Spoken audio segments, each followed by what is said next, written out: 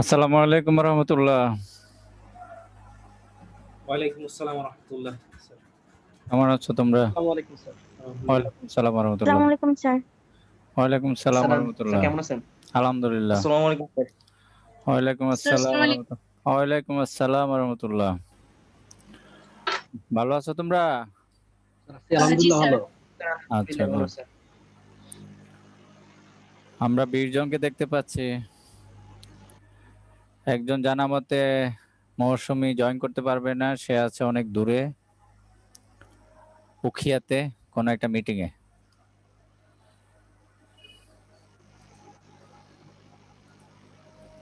আচ্ছা, no problem.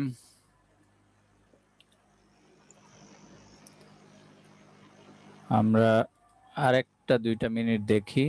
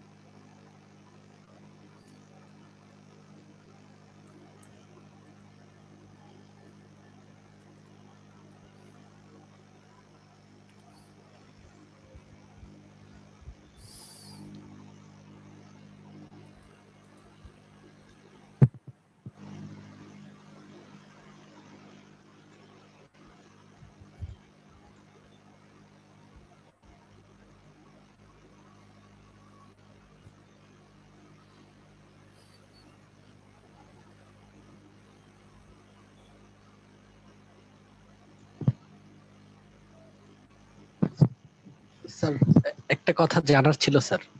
বলো। Sir ল্যান্ডস্যাট data থেকে কি স্যার সি সারফেস টেম্পারেচার কিংবা স্যার ক্লোরোফিল বা ওশেনিক যে স্যার এটা কি মেজার করা স্যার সম্ভব স্যার? টেম্পারেচার তো মেজার করা সম্ভব হবে, স্যার ক্লোরোফিল করা যাবে।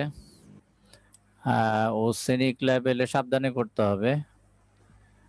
অনেক কিছুই করা যাবে, কিন্তু ডিপেন্ড করতেছে যে আমি কতটুকু রিফ্লেক্টেন্স বুঝি, কতটুকু অ্যাবজর্বেন্স বুঝি। আজকে কথাগুলো হবে যে সব ধরনের ডেটা তো ল্যান্ডসেটে আছে, কিন্তু আমি কতটুকু সেখান থেকে বের করে নিতে পারছি।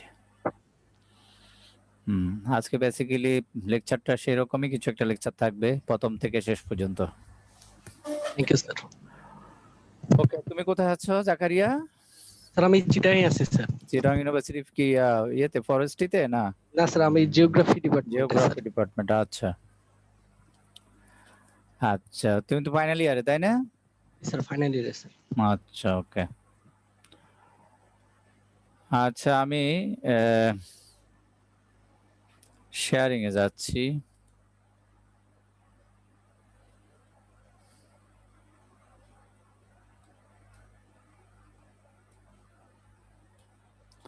পার্টিসিপেন্ট একটা ছবি নিয়ে রাখলাম। বাকি পার্টিসিপেন্ট বাড়লে দেখা যাবে, তখন আরেকটা নেব।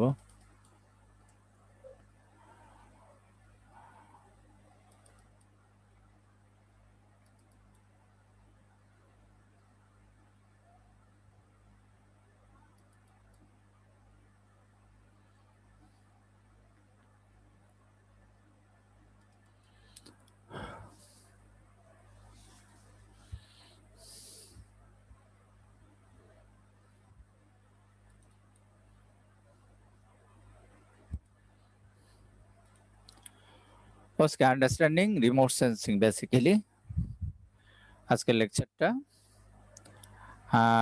দেয়ার আর 157 স্লাইড। তো এইটা কিন্তু লেকচার হলো 5-7 দিনের লেকচার, আজকে একদিনে শেষ করতে হবে আমাদের। যদি আমি আমাদের ইয়ে দেখি, একটু দেখে আসি যে আমাদের যে রুটিনটা, তাহলে মেবি আমরা একটু দেখে নিই।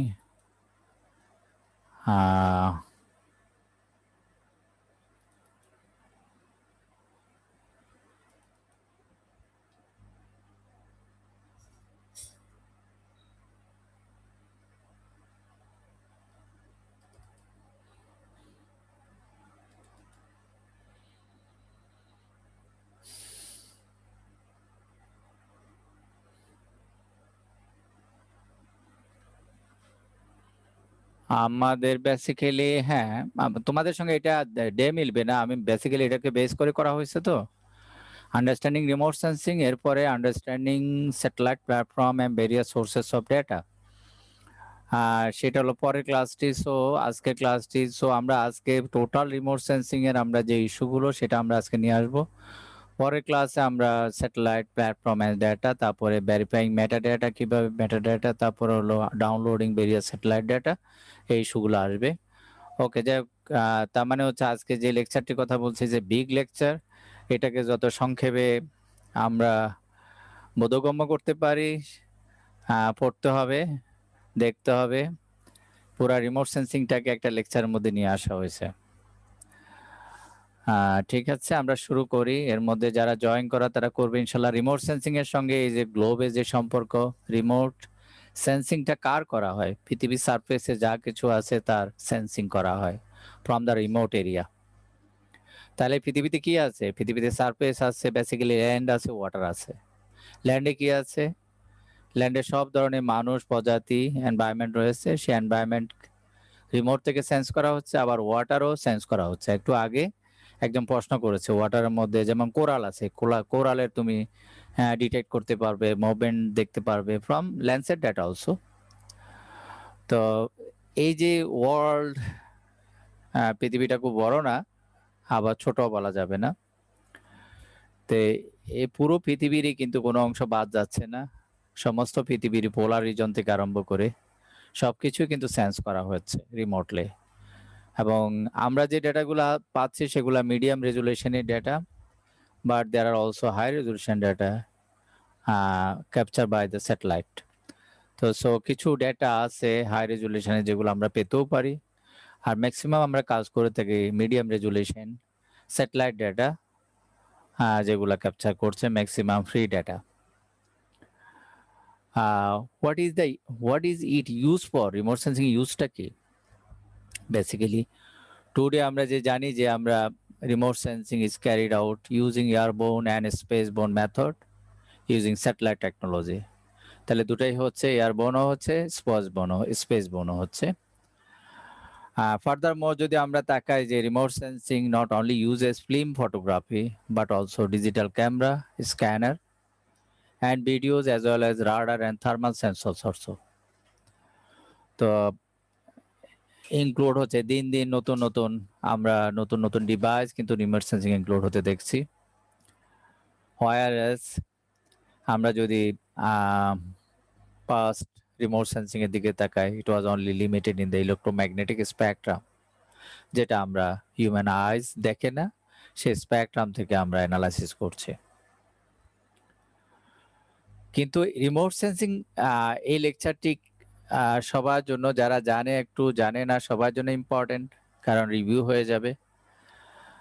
ধরে নেওয়ার সুযোগ নাই যে আমি সব জানি, সুতরাং আমার শুনতে হবে না। প্রতিদিনই নতুন মনে হবে, নতুন কথা। যে ফার্স্ট ওয়ার্ল্ড ওয়ারে সময় যে রিকগনিজেন্স অফ এরিয়াল ফটোগ্রাফি, বেসিক্যালি কোথায় এরিয়াল ফটোগ্রাফির মাধ্যমে যে লোকেশনাল আসপেক্টগুলোকে ডিটেক্ট করা নোটেবল অ্যাপ্লিকেশন হিসেবে তখন এটা শুরু হয়। যখন দেখা গেল যে আমরা এরিয়াল ফটোগ্রাফি থেকে আমরা যে অবজেক্ট ডিটেক্ট করতে পারছি, আমাদের স্ট্র্যাটেজি ঠিক করতে পারছি, পজিশন অফ আর্মি আপনার অপোনেন্টকে আমরা আইডেন্টিফাই করতে পারছি, তখন থেকে কিন্তু ওয়ার্ল্ডে আলোড়ন সৃষ্টি হয়। এরিয়াল ফটোগ্রাফির এই যে ইউজ, দেন দ্রুততার সঙ্গে সেটা কিন্তু যে কিভাবে স্যাটেলাইটে চলে যাওয়া যায় সেদিকে কুইকলি কিন্তু মুভ করে। এছাড়া আমরা এখন বর্তমানে আমরা যে কাজগুলো করছি, বেসিক্যালি আমরা এই রিমোট সেন্সিং ইউজের মাধ্যমে আমরা এনভায়রনমেন্টাল ম্যানেজমেন্ট, বেসিক্যালি যে ওয়ার্ল্ডের সবকিছু মিলিয়ে কিন্তু environment, population environment, physical environment, social environment, economic environment, আমরা ডেটা কালেকশন করছি এবং সেটা অ্যানালাইজ করছি এবং সে অনুযায়ী আমরা ইনিশিয়েটিভ নিচ্ছি। রিমোট সেন্সিং কম্পোনেন্টগুলো কি? বেসিক্যালি রিমোট সেন্সিং কম্পোনেন্টগুলোর মধ্যে the process involve and interaction between incident radiation and target of interest. তাহলে আমাদের টোটাল প্রসেসটা হচ্ছে যে ইনভলভ হচ্ছে interaction between your incident radiation যে অ্যান্ড টার্গেটের যে ইন্টারেস্ট তার ফলোয়িং 7-11 আমরা গত ক্লাসে কথাগুলো বলে ফেলছি প্রায় আজকে, এই জন্য there are energy source, there are radiation process, there are interaction with the target, there are recording energy by the sensor, there are transmission, reception, processing, there are interaction and analysis, interpretation and analysis, applications. The energy source কি? Energy source and illumination is our sun. পৃথিবীতে একটি মাত্র energy source আছে, যেটা না হলে এই যে স্যাটেলাইট ছবি তুলতে পারছে না সেটা না, আমরা বেঁচে থাকতাম না, প্রাণী জগৎ টিকে থাকতো না, উদ্ভিদ জগৎ থাকতো না, ফ্লোরা ফনা কোনোটাই থাকতো না। সুতরাং একটাই এনার্জি, এই এনার্জি আপনাকে আপনার এনার্জি দিচ্ছে, পরিবেশের এনার্জি দিচ্ছে, সবকিছু এনার্জি এখান থেকে। তো সেই এনার্জির মাধ্যমে সেই এনার্জি সোর্স থেকেই কিন্তু আমরা আবার ছবিও তুলছি। খেয়াল করেন, এই নিয়ামতের দিকে যদি আমরা তাকাই, আল্লাহ সুবহানাহু ওয়া তাআলা যে এই যে নিয়ামত, একটি সূর্যকে কেন্দ্র করে যে সূর্যের এই যে নিয়ামতটুকু, এইটুকু তৈরি করে দেওয়া হয়েছে আমাদের সবকিছুর এনার্জি হিসেবে। তাহলে এই এনার্জিটা চিন্তা করলেও তো আমরা শেষ করতে পারবো না। এটা নিয়ামত, এ শকর, এইটুকু শকর, আমরা তো কোনোটাই শকর করি না। আচ্ছা, ওকে। দেন রেডিয়েশন অ্যাটমসফিয়ার, তারপরে এটা রেডিয়েশন হিসেবে অ্যাটমসফিয়ারে আসছে, এসে টার্গেটে ইন্টারঅ্যাক্ট করছে, তারপর আবার ফিরে যাচ্ছে, রেকর্ড হচ্ছে সেন্সরে। আমরা ছবিটা যদি দেখি, সান রেডিয়েশন অ্যাটমসফিয়ার ডাইরেক্ট কিন্তু চলে আসে না, ডাইরেক্ট কিন্তু টার্গেটে আসবে না, টার্গেটে ইন্টারঅ্যাক্ট করবে না, টার্গেটে আসার সময় অনেক প্রসেস হয়ে আসতে হবে তাকে। এখানে সান থেকে আসতে পারে, এখানে আবার ডাইরেক্ট আসতে পারে, যে আপনি যেখান থেকে আপনি স্যাটেলাইট থেকেও আসতে পারে। স্যাটেলাইট বলতে যেগুলা নট ডিপেন্ড অন সান, যারা নিজেরাই অ্যাক্টিভ। তাহলে এখান থেকে আবার ফিরে যাচ্ছে, ইন্টারঅ্যাক্ট হয়ে আবার ফিরে যাবে ডি হিসেবে, স্যাটেলাইটে ফিরে যাচ্ছে, রেকর্ড হচ্ছে। সে রেকর্ড হওয়ার পর সেটা আবার ডাউনলোড হচ্ছে at the ground level then সেখান থেকে আবার প্রসেস করে সেটা পাঠিয়ে দেওয়া হচ্ছে ক্লাউডে, দেন ইন্টারপ্রিটেশন হচ্ছে, দেন অ্যাপ্লিকেশন হচ্ছে। তো ওকে, আমরা এই কথাগুলো এখানে আছে প্রত্যেকটা, আমরা এটার উপরে তেমন কোনো ইমফ্যাসিস আর দেব না, কারণ এনার্জি ইলুমিনেশন কিভাবে কাজ করে অলরেডি বলা হয়ে গেছে। সিমিলারলি রেডিয়েশন অ্যান্ড অ্যাটমসফিয়ার, এখানে লট অফ প্রসেস রয়েছে, আমি আগে বলেছি। সে ট্রাভেল করে আসে, এনার্জিটা ট্রাভেল করে অবজেক্টে আসে, সে ট্রাভেল করে আসছে, সেখানে অনেকগুলা বাধা অতিক্রম করে আসতে হয়। এনার্জি ডাইরেক্ট যে সবটুকু চলে আসে তা না, আবার ওয়েভলেন্থ অনুযায়ী, অবজেক্ট অনুযায়ী তার ভিন্নতা থাকে, সেটা পরে আমরা বলবো। ঠিক ইন্টারঅ্যাকশন হচ্ছে যেখানে অবজেক্টটা কেমন, তার উপরে এনার্জি টার্গেটে আসার পর ইন্টারঅ্যাক্ট করছে, সেটা তার প্রপার্টিজের উপরে বোট রেডিয়েশনটা নির্ভর করবে। প্রপার্টিসটা কেমন, এক কিছুর প্রপার্টিজ এক এক রকম। প্রপার্টিজ অনেক সময় দেখা যাচ্ছে একটা ব্ল্যাক বডি, একটা হোয়াইট বডি, একটা গ্রে বডি, একটা রাফ বডি, একটা স্মুথ বডি, প্রপার্টিজ একদম ভিন্ন। তাহলে তার উপর ইন্টারাকশন নির্ভর করছে। তারপরে recording and energy, recording of energy by the sensor, এখান থেকে যাওয়ার পর সেন্সরে এনার্জিটা ফিরে যাচ্ছে, স্ক্যাটারিং হচ্ছে, ইমিশন হচ্ছে, টার্গেট থেকে যখন যাচ্ছে তারপর এটা কালেক্ট করছে রেকর্ডে ইলেকট্রোম্যাগনেটিক রেডিয়েশন হিসাবে সেটা রেকর্ড হচ্ছে। দেন ট্রান্সমিশন, রিসিপশন অ্যান্ড প্রসেসিং। এখন আপনি রিসিভ করবেন, এটাকে প্রসেস করবেন, সেটাকে আবার সেটা গ্রাউন্ড স্টেশনে যে কাজ, গ্রাউন্ড স্টেশনে কাজ হলো এনার্জিকে আপনি প্রসেস করে তারপর আবার সেটা ডিসিমিনেট করবেন, ইন্টারপ্রিয়েট করে তারপর ডিসিমিনেট করবেন, অ্যাপ্লিকেশন করবেন।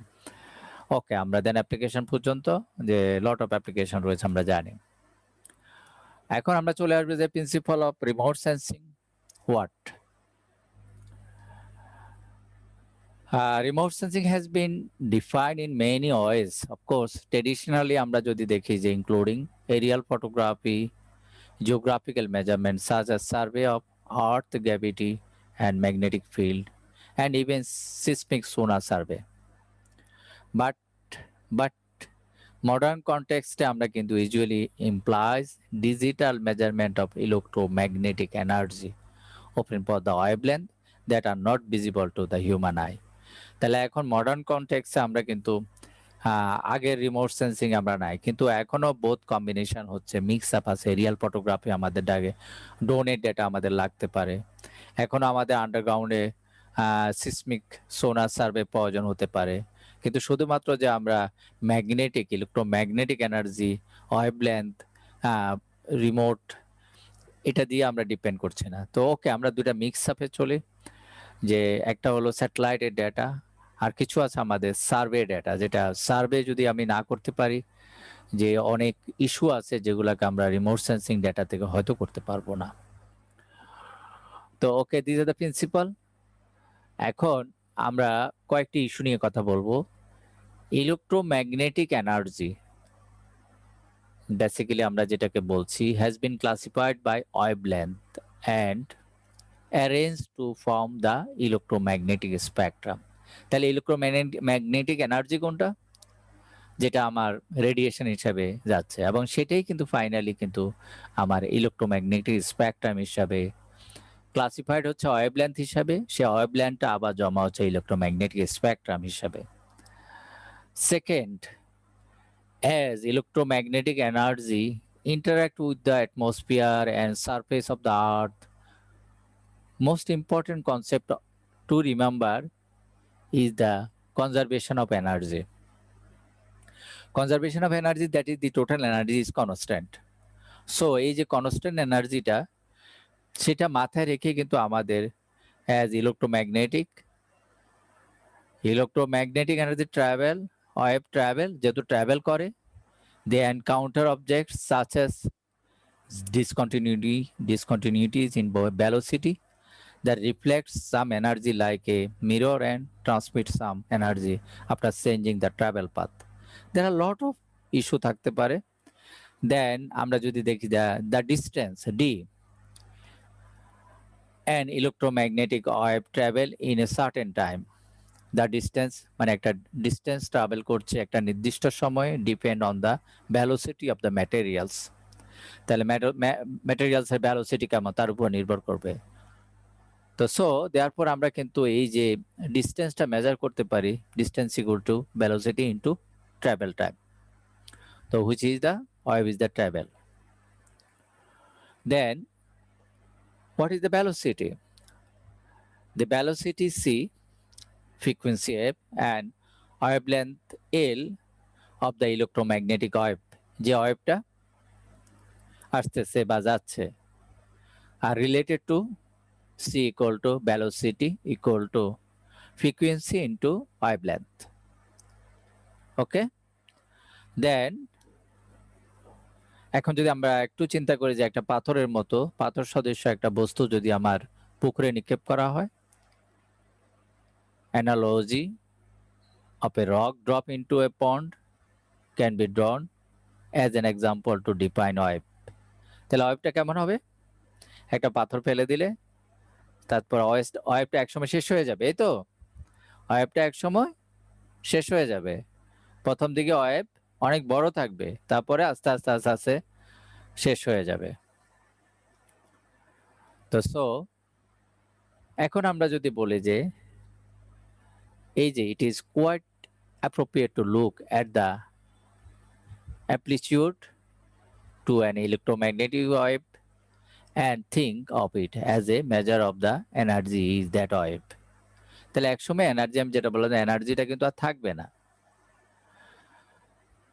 Electromagnetic wave loss energy, that means আপনার এই যে বিস্তরতা যেটা amplitude has the travel because of several phenomena. এটা যেতে যেতে একসময় অনেক ফেনোমেনার কারণে এটা শেষ হয়ে যাবে, এনার্জিটা ওয়েভও শেষ হয়ে যাবে।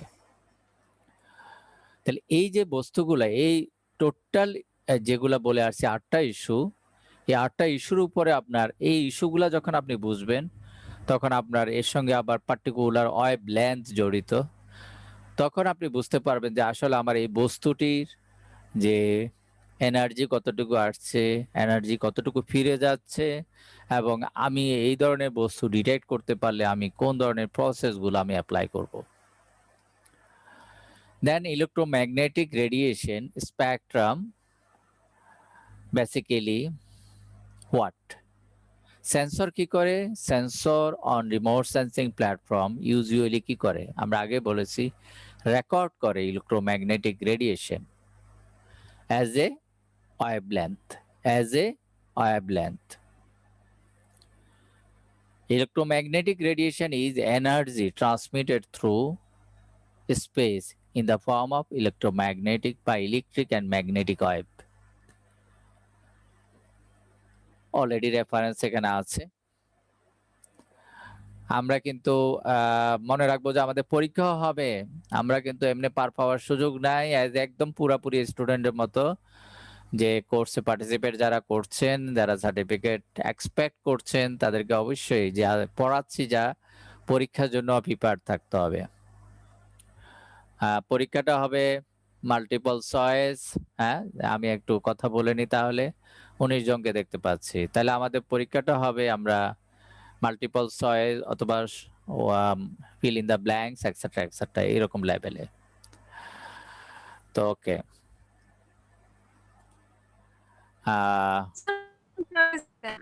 হ্যাঁ মাল্টিপল চয়েস কোশ্চেনই দেন, আমরা ফিল ইন দ্য গ্যাপ দিন। হ্যাঁ, fill in the blanks, gap থাকতে পারে, মাল্টিপল চয়েস থাকবে, নট ডেসক্রিপটিভ কোশ্চেন। আচ্ছা, Robiul Kausar to everyone, class is not KK, Moshumi, I can't hear, Moshumi kotha, I do not know. Then দরজাটা খুলে রাখ বাবা, still now I can't hear, Mousumi R everyone, মৌসুমি কোথায়? ও শুনতে পাচ্ছে না, তোমরা শুনতে পাচ্ছ? জি স্যার। জি স্যার। তাহলে মৌসুমিকে কিভাবে বলবে যে সবাই শুনতে পাচ্ছে, তুমি শুনতে পাচ্ছ না? মৌসুমি আছে উখিয়াতে, তার মানে কি প্রবলেমটা ও, তাই না? মৌসুমি কি জয়েন করেছে? মৌসুমিকে দেখতে পাচ্ছি স্যার না। এখন ক্লিয়ার। তুমি কোথায়? হ্যালো হ্যাঁ হ্লো, হ্যালো হ্যাঁ শুনতে স্যার, পাচ্ছি। উখিয়াতে আছি এখন তুমি ক্লাসে ঢুকেছো এবং শুনতে স্যার, পাচ্ছ, শুনতে পাচ্ছি এখন ক্লিয়ার। আচ্ছা ওকে, ক্লিয়ার, ওকে ঠিক আছে। ওকে, আমরা আমরা বলছি যে আমরা আমরা যে কথাগুলো বলছি আমরা কিন্তু ফাইনালি আমাদেরকে কিন্তু একটা শেষ সময়, আমাদের শেষের দিকে যে আমাদের পরীক্ষা দিতে হবে। ওকে, পরীক্ষা নিয়ে ভয় পাওয়ার কিছু নেই, পরীক্ষাতে সহজ কোশ্চেন থাকে, একদম সহজ সহজ বেসিক বেসিক ইস্যুগুলো থাকবে, কোনো ভয় পাওয়ার কিছু নেই। সো রেডিয়েশন, আমরা জানি যে রেডিয়েশন হলো like this, electromagnetic energy is emitted in wave. তো এটাই রেডিয়েশন। আমরা যদি amount of radiation emitted from an object depend on what? Depend on object temperature. তাহলে object temperature depend on what? Object temperature depend on object properties, নাকি? জি sir. Properties না, অবজেক্টের Yes, sir. Temperature নির্ভর করে অবজেক্টের প্রপার্টিজ এর উপরে। ওকে, তাহলে এই যে রেডিয়েশন, এটা কতটুকু যাচ্ছে, এই যে প্রসেসটা, অবজেক্টের প্রপার্টিজ কেমন, কি ধরনের রেডিয়েশন ইমিটেড হচ্ছে, এবং সেটাই কিন্তু মেইন প্রতিপাদ্য বিষয় কিন্তু আমাদের। হ্যাঁ, প্ল্যাঙ্ক কার্ভ অনুযায়ী আমরা যদি একটু যাই, আমরা এখানে একটু দেখব যে হোয়াট, যা আমরা অলরেডি যারা রিমোট সেন্সিং, যেহেতু তোমাদের সবারই রিমোট সেন্সিং নলেজ আছে, দিস ইজ ওয়েভ লেন্থ। একটা ওয়েভ শুরু হয়ে আর একটি ওয়েভের মাঝামাঝি, এই ওয়েভের মাঝা থেকে wavelength. There are 3 issues, electric field, magnetic field and direction. This is your direction. Blue one is your magnetic field, and there are electric field, this is your red one. তাহলে আমি electric ফিল্ডটাই কিন্তু আমার জমা হচ্ছে। ওকে, তাহলে এটাই Planck curve. Okay, আমরা আর ডিটেলস এখানে প্ল্যাঙ্ক কার্ভ অনুযায়ী তোমার আবার wave length and spectral radiance depend করছে তোমার অবজেক্টের উপরে। রেডিয়েন্স কতটুকু হবে, কোন ব্যান্ডে কতটুকু, there are wave length, this is your band wave length. Wave length মানে তোমার ব্যান্ড কত, and spectral radiance, radiance means your radiance. আমরা যদি কেউ বলতে পারবে হোয়াট ইজ রেডিয়েন্স?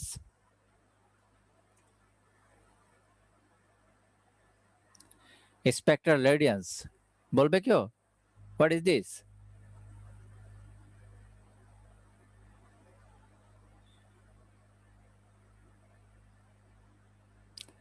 একটু আগে বলছি it's a temperature. হ্যাঁ, রিফ্লেক্টেন্স, ইমালশন, ব্রাইটনেস, কত কিছু একাত্রে বলা যাবে। হ্যাঁ, তাহলে আমরা কি রিমোট সেন্সিং পড়েছি? তার মানে আমরা ভুলে গেছি। তো যে তোমার রিফ্লেক্টেন্স দ্যাট মিনস ইউর, এই যে একটু আগে রেডিয়েন্সের কথা বলেছি, spectral radiance that means your temperature, যে কতটুকু টেম্পারেচার যাচ্ছে সেই টেম্পারেচারটা ডিপেন্ড করছে, সেই টেম্পারেচার এক একটা ওয়েভ লেন্থ দ্যাট মিনস এক একটা ব্যান্ড এক এক রকম হবে। আবার সেটা তোমার কোন অবজেক্ট থেকে যাচ্ছে, সেটা কি ওয়াটার বডি না ভেজিটেশন নাকি বেয়ার ল্যান্ড না বেয়ার সয়েল এক্সেট্রা, এক এক রকম হবে। যেমন এই যে এখানে আমরা ভিজিবল একরকম, ইনফ্রারেড একরকম এক্সেট্রা। ওকে, আমরা আশা করি আস্তে আস্তে আমরা বুঝে যাব ইনশাল্লাহ। দেন all types of land cover, basically rock types, water bodies, etc., absorb a portion of electromagnetic spectrum. এই যে আমরা ইলেকট্রোম্যাগনেটিক স্পেকট্রাম কাকে বলছি? এনার্জিটাকে। এটাই তো স্পেকট্রাম হিসাবে জমা হয়। তাহলে আমার যখন রেডিয়েন্সটা আসে, যে কোনো বডি হোক, সেটা কিন্তু কিছু অংশ অ্যাবজর্ব করে, দেন giving a distinguishable signature of electromagnetic radiation. ওকে, আমরা এরপরে ছবিটা চলে যাই। মানে বেসিক্যালি আমরা স্যার ব্ল্যাক বডি হ্যাঁ কিছু বলছো? কিছু অ্যাবজর্ব করে স্যার, এটা তো কোনো অ্যাপ্রিয়া হবে না। কথা শোনা যায় না কেন? জোরে বলো।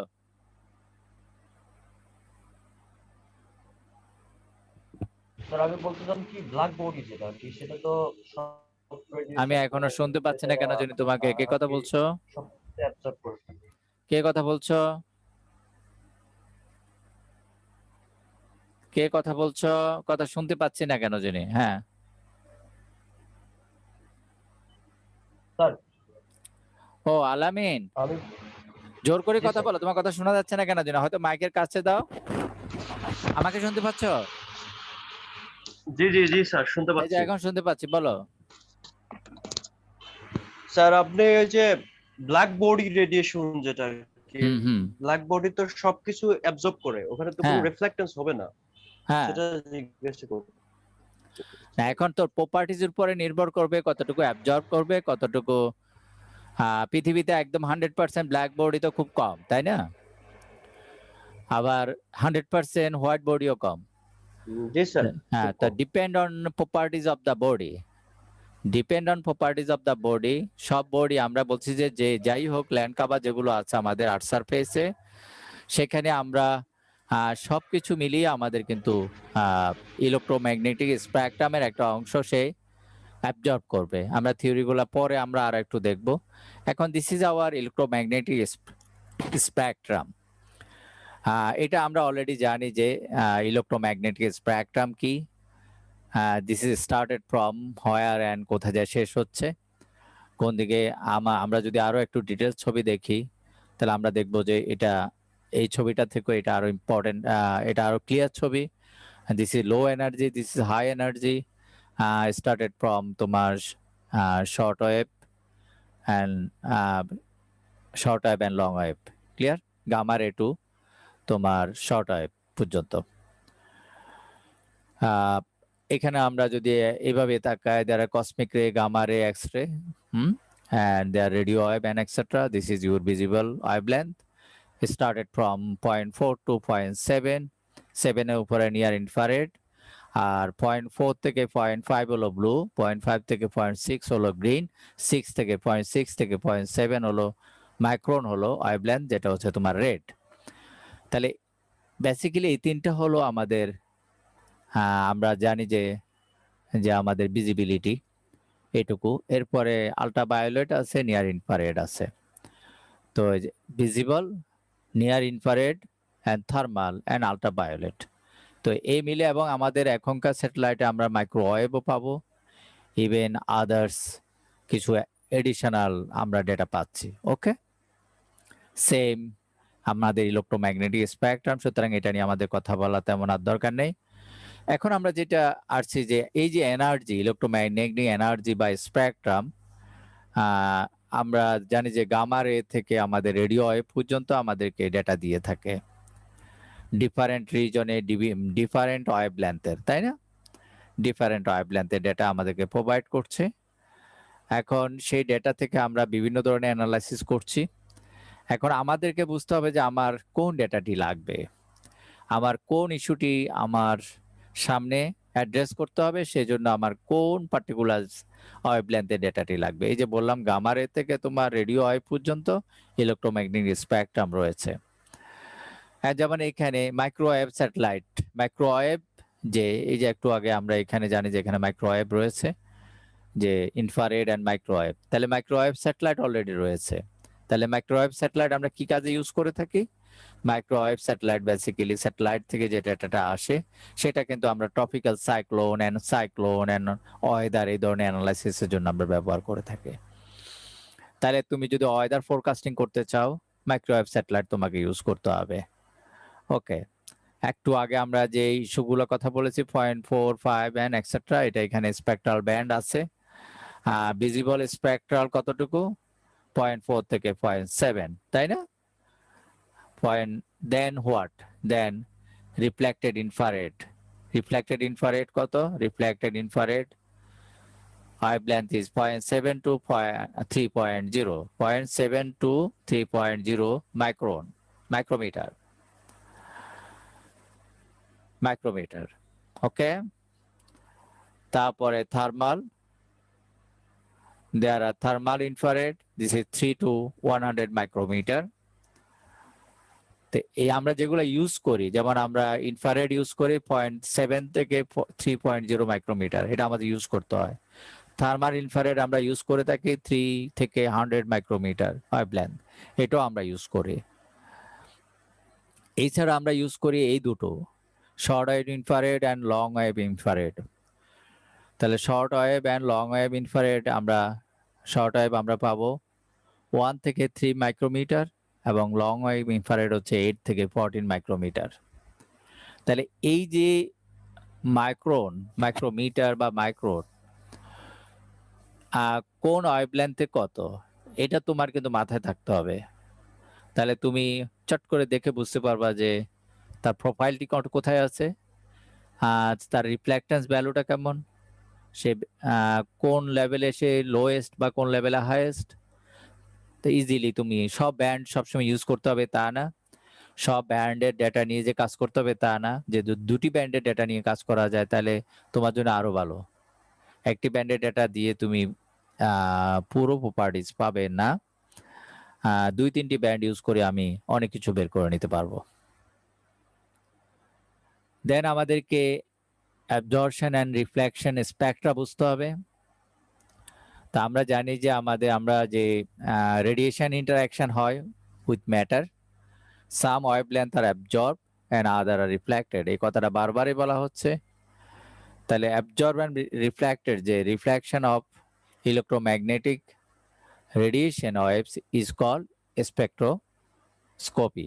হ্যাঁ, তাহলে স্পেকট্রোস্কোপিটা কি? Basically there are 3 types of spectroscopy, basically absorption spectra, wavelength are absorbed by specific materials interest, reflection spectra, wavelength that are reflected by specific materials of interest, and absorption spectra যেটা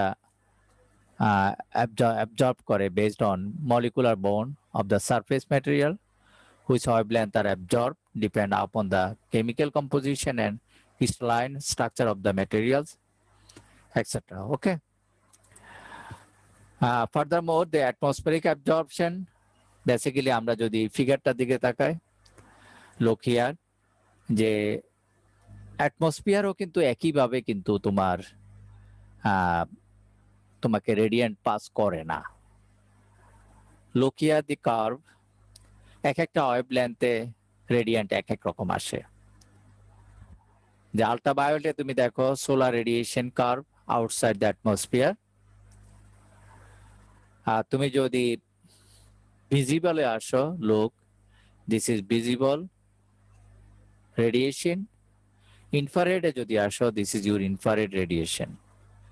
তো এখন এখানে দুটো ইস্যুকে অ্যাড্রেস করা হয়েছে। Solar radiation curve outside atmosphere, এটা হচ্ছে তোমার, আমরা যদি ওয়েভলেন্থের দিকে তাকাই, এটা কিন্তু সমান না, এক এক জায়গায় সোলার রেডিয়েশন এক এক রকম। Similarly solar radiation curve at sea লেভেলে কেমন, এক একটা এক এক রকম। ওকে, এখন এই যে সোলার রেডিয়েশনের কথা বলছি, এটা তো অ্যাটমসফিয়ারের মধ্যে দিয়ে আসছে, ট্রাভেল করছে। এটা চারটি ফেনোমেনার উপরে তোমার ডিপেন্ড করে। Number 1, absorption, amount radiation absorbed by the atmosphere, scattering, amount of radiation scattered away from the field of view by the atmosphere, then scattering source, divergent solar radiation scattered into the field of view, চারটি ছবি আছে, আমরা পরে দেখলে বুঝবো। then emission source, radiation re-emitted after absorption। কারণ আমি এখানে যে অনেক ডিটেলস বলতে পারবো তা না, কারণ আমরা বলছি যে আমরা জাস্ট রিভিউ করে যেতে হবে। তাহলে এই যে চারটা ইস্যু, অ্যাবজর্পশন, অ্যাবজর্ব করছে ডাইরেক্ট, স্ক্যাটার করছে, এবং স্ক্যাটারিং সোর্সে, যে ডাইভারজেন্ট সোর্সে আমরা যে ছবি দেখি, হোয়াট অ্যাবজর্ব হয়ে যাচ্ছে ডাইরেক্ট, আবার সোর্সে স্ক্যাটারিং হয়ে যাচ্ছে, আবার স্ক্যাটার হচ্ছে, আবার scattered source, divergent solar radiation, then emission source, re-emitted after absorption, absorb হওয়ার পরে আবার re-emitted হচ্ছে। Hello. Then reflectance spectra, what? After rigorously defining the incident radiations, it is possible to study the interaction of the radiation at the target materials. When an electromagnetic wave strikes a target surface, 3 interactions are possible. What kind of interaction? Reflection, transmission, and scattering.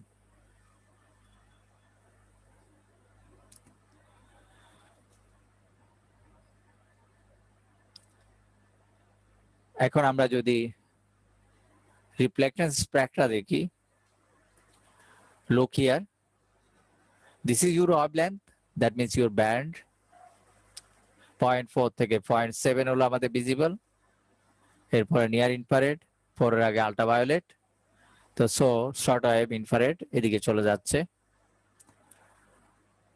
This is silt লোম রিফ্লেকটেন্স percentage, this is your vegetation, green। আমরা যদি এটার দিকে তাকাই, তাহলে এটা থেকে অনেক কিছু অ্যানালাইসিস করা যাবে। the lowest refractions where and highest where।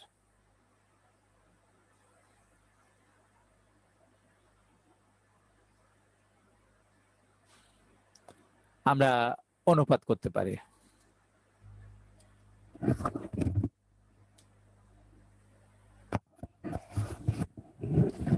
Then types of platform and scattering, platform কোনগুলো? বেসিক্যালি যার কাছে ভেহিকল আছে অথবা ক্যারিয়ার আছে, for remote sensor to collect record energy reflected or emitted from the target or surface of surface of the আর্থ, যেটাকে platform বলছি। তাহলে platform যেখানে ক্যারিয়ার আছে, যেখানে ভেহিকল আছে,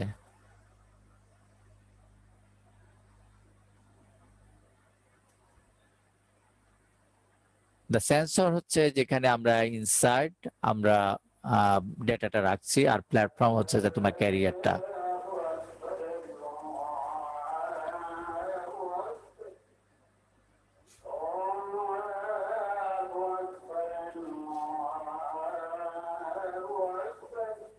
আজাদের শেষ হোক।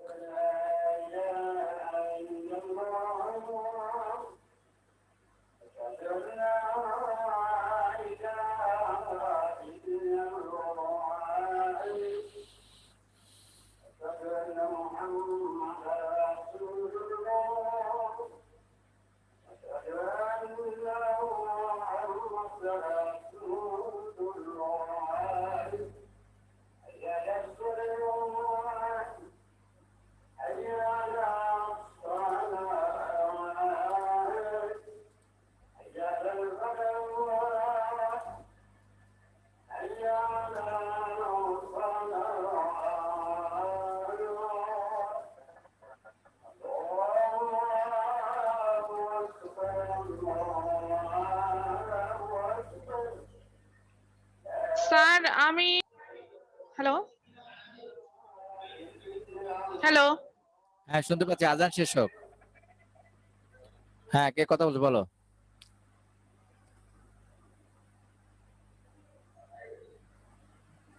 হ্যালো হ্যাঁ, শুনছি শুনছি, বলো।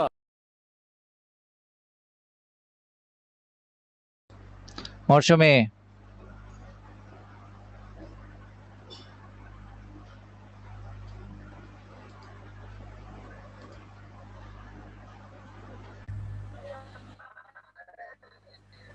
হ্যালো হ্যালো, শোনা যায়?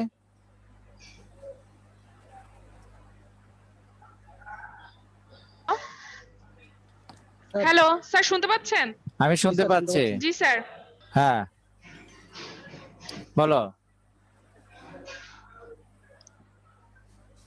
স্যার আমি এখন গাড়িতে উঠবো, তো এই জন্য স্যার আমি লিভ যাও, করতে চাচ্ছিলাম। স্যার যাও। আমাকে যদি রেকর্ডিংটা পাঠিয়ে দেওয়া হয় আমি পরে শুনে নিব। তুমি যাও, এত কথা না বলে তুমি যাও। Okay sir, thank you. Most welcome. Okay,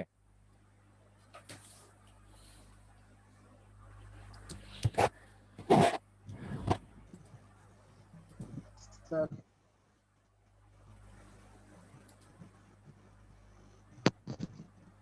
hello, hello, বলো।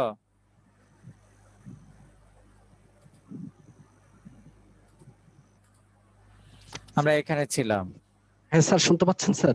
হ্যাঁ, শুনতে স্যার পাচ্ছি। কে? স্ক্যাটারিং কি দুইবার হবে স্যার? হ্যাঁ, একবার যখন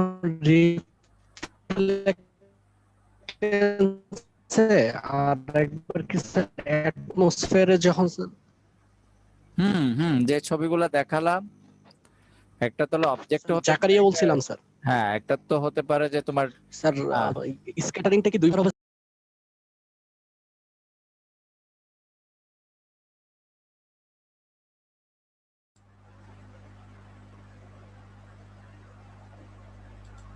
দুইবার হতে পারে যদি মিডিয়া তৈরি হয়।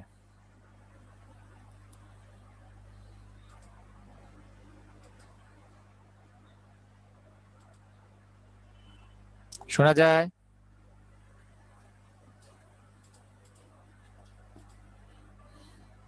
হ্যালো। ইন্টারনেট কেন যেন আনস্টেবল হয়ে আছে।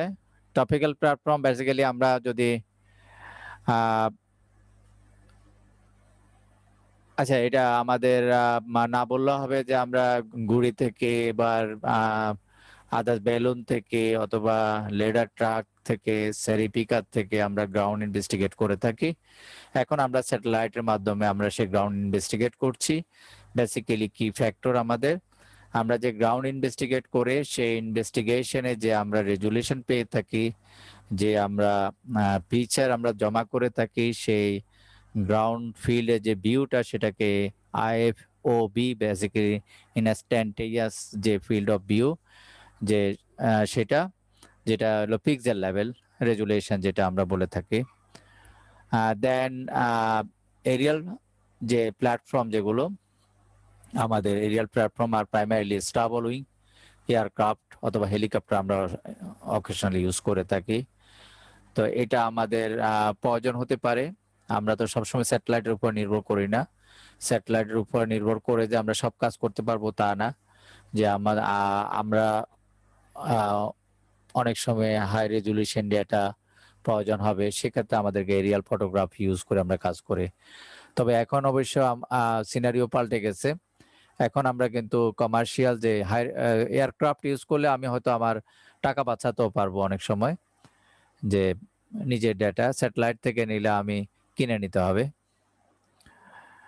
অথবা you can use drone data also. এখন যে মাইক্রো লেভেলে কাজ হচ্ছে সেখানে আমরা ড্রোন ডেটা ক্যাপচার করে সেখান থেকেও আমরা আমাদের পারপাস সলভ করতে পারছি। আর on the other hand there are satellite data, there are of course the space shuttle and other satellite রয়েছে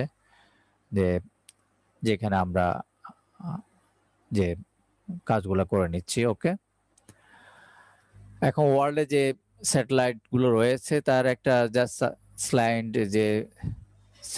যে ফিচার গুলো আমরা যদি তাকাই, নেচার যে সানসিনক্রোনাইজ, আমরা যদি Landsat 1, 2, 3, Landsat 4, 5, spot, IRS, IA, IRS, IC যে স্যাটেলাইট গুলো, যেমন অল্টিটিউড অ্যাবাউট 700, 800, 900 মিটারের মধ্যে, দেন কিলোমিটারের মধ্যে, অরবিটাল পিরিয়ড কতক্ষণের মধ্যে ঘুরে আসছে, এত সেকেন্ড, যে 103 সেকেন্ড, 99 সেকেন্ড ল্যান্ডসেট, 101 সেকেন্ড, যে এরকম পোলার অরবিটাল। দেন ইনক্লাইনেশন কত ডিগ্রি, এর উপর নির্ভর করবে যে আপনার ছবির রেজুলেশন এন্ড আপনি কেমন ডেটা পাচ্ছেন। টেম্পোরাল রেজুলেশন কতদিন পর পর আপনি ডেটাটা পাচ্ছেন, যেমন ল্যান্ডসেট 1, 2, 3 18 দিন পর পর, ল্যান্ডসেট 4, 5 হলো 16 দিন পর পর, স্পটের ডাটা আপনি 6 দিন পর পর পাবেন, IRS এর ডাটা পাবেন 22 দিন পর, IRS IC সেটা পাবেন 24 দিন পর। যেমন আপনি রেজুলেশন কত পাচ্ছেন, ল্যান্ডসেট 1, 2, 3 251 মিটার, এটা কিন্তু পরে কিন্তু 233 মিটার, এগুলা কিন্তু পরবর্তীতে কিন্তু স্যাম্পলিং করা হয়েছে। ইকুয়েটোরিয়াল ক্রসিং কোথায় আছে সেটা এখানে দেয়া আছে।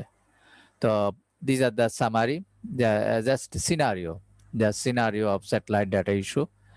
Then these are the satellite and others. আমরা যদি এক নজর তাকাই তো কিলোমিটার এন্ড কত ডিস্টেন্স, জেড ভ্যালুটা কত আছে বিভিন্ন স্যাটেলাইটের এখানে দেয়া আছে। these are the স্যাটেলাইটের যে জালিকা, যে ম্যাক্সিমাম স্যাটেলাইটে অরবিটাল পোলার অরবিট, তার অরবিটে যদি ছবি তোলে তাহলে পৃথিবী কিন্তু পশ্চিম থেকে পূর্ব দিকে ঘুরছে, তাহলে অটোমেটিকলি সে অরবিটে তার ছবিটা নিতে পারছে। Okay, like this. There are geostationary satellite, there are other satellite sun synchronize, যেগুলা পোলার অরবিট যেগুলো এগুলো সানসিনক্রোনাইজ। আর জিওস্টেশনারি কিন্তু পোলার অরবিট না, ম্যাক্সিমাম হলো ইকুয়েটোরিয়াল অরবিট। খেয়াল করেন যে এরকম এগুলা প্রায় 36,000 কিলোমিটার উপরে থাকে জিওস্টেশনারি স্যাটেলাইট। তো এখন আমরা এই ছবিগুলো আমরা পরিচিত যে সান অ্যান্ড সানসিনক্রোনাইজ, যদি আমার স্যাটেলাইটটা এখানে থাকে, সূর্য যদি এখানে থাকে, সূর্যের আলো যদি এখানে পড়ে, যদি আমি এখানে থাকি তাহলে আমি ইজিলি ছবি তুলতে পারবো। ওকে, সূর্যের আলোর সঙ্গে সঙ্গে। Sun synchronize satellite, polar orbit, this is polar orbit satellite, হ্যাঁ, geostationary satellite, equatorial satellite. Okay, Landsat orbit কি, আমরা যদি ল্যান্ডসেট 8 and ল্যান্ডসেট 7 এর satellite both maintain near polar orbit. Sun synchronize orbit, যে সূর্য যেখান থেকে আলো দিচ্ছে সেই অনুযায়ী তার পজিশনিং করা আছে, following the world reference WRS2 WRS2 অনুযায়ী there are about WRS2 তে কয়টা পাথ আছে 225 WRS path and there are 70 WRS row ওকে তাহলে 17টা রো রয়েছে 255 পাথ রয়েছে 255 পাথ WRS2 তে WRS2 তে আপনার রো হচ্ছে পাথ হলো ভার্টিক্যালি যেগুলো এগুলো আর রো হচ্ছে আপনি হরাইজন্টাল যেটা সেটা তাহলে এই যে 70 হলো আপনার রো এন্ড পাথ হচ্ছে খাড়া যেটা হ্যাঁ ভার্টিক্যালি যেটা 225 তো এখন 29 মিনিটসে একটা অরবিট সে কমপ্লিট করে আসছে তার মানে আপনার একটা পাথ কমপ্লিট করে আসছে এবং 14 অরবিট পার ডে প্রতিদিন 14টা সেই অরবিট পার করছে and provide complete coverage of the earth 16 days পুরো পৃথিবীটা আপনার 16 দিনে কভার করছে like this is your path,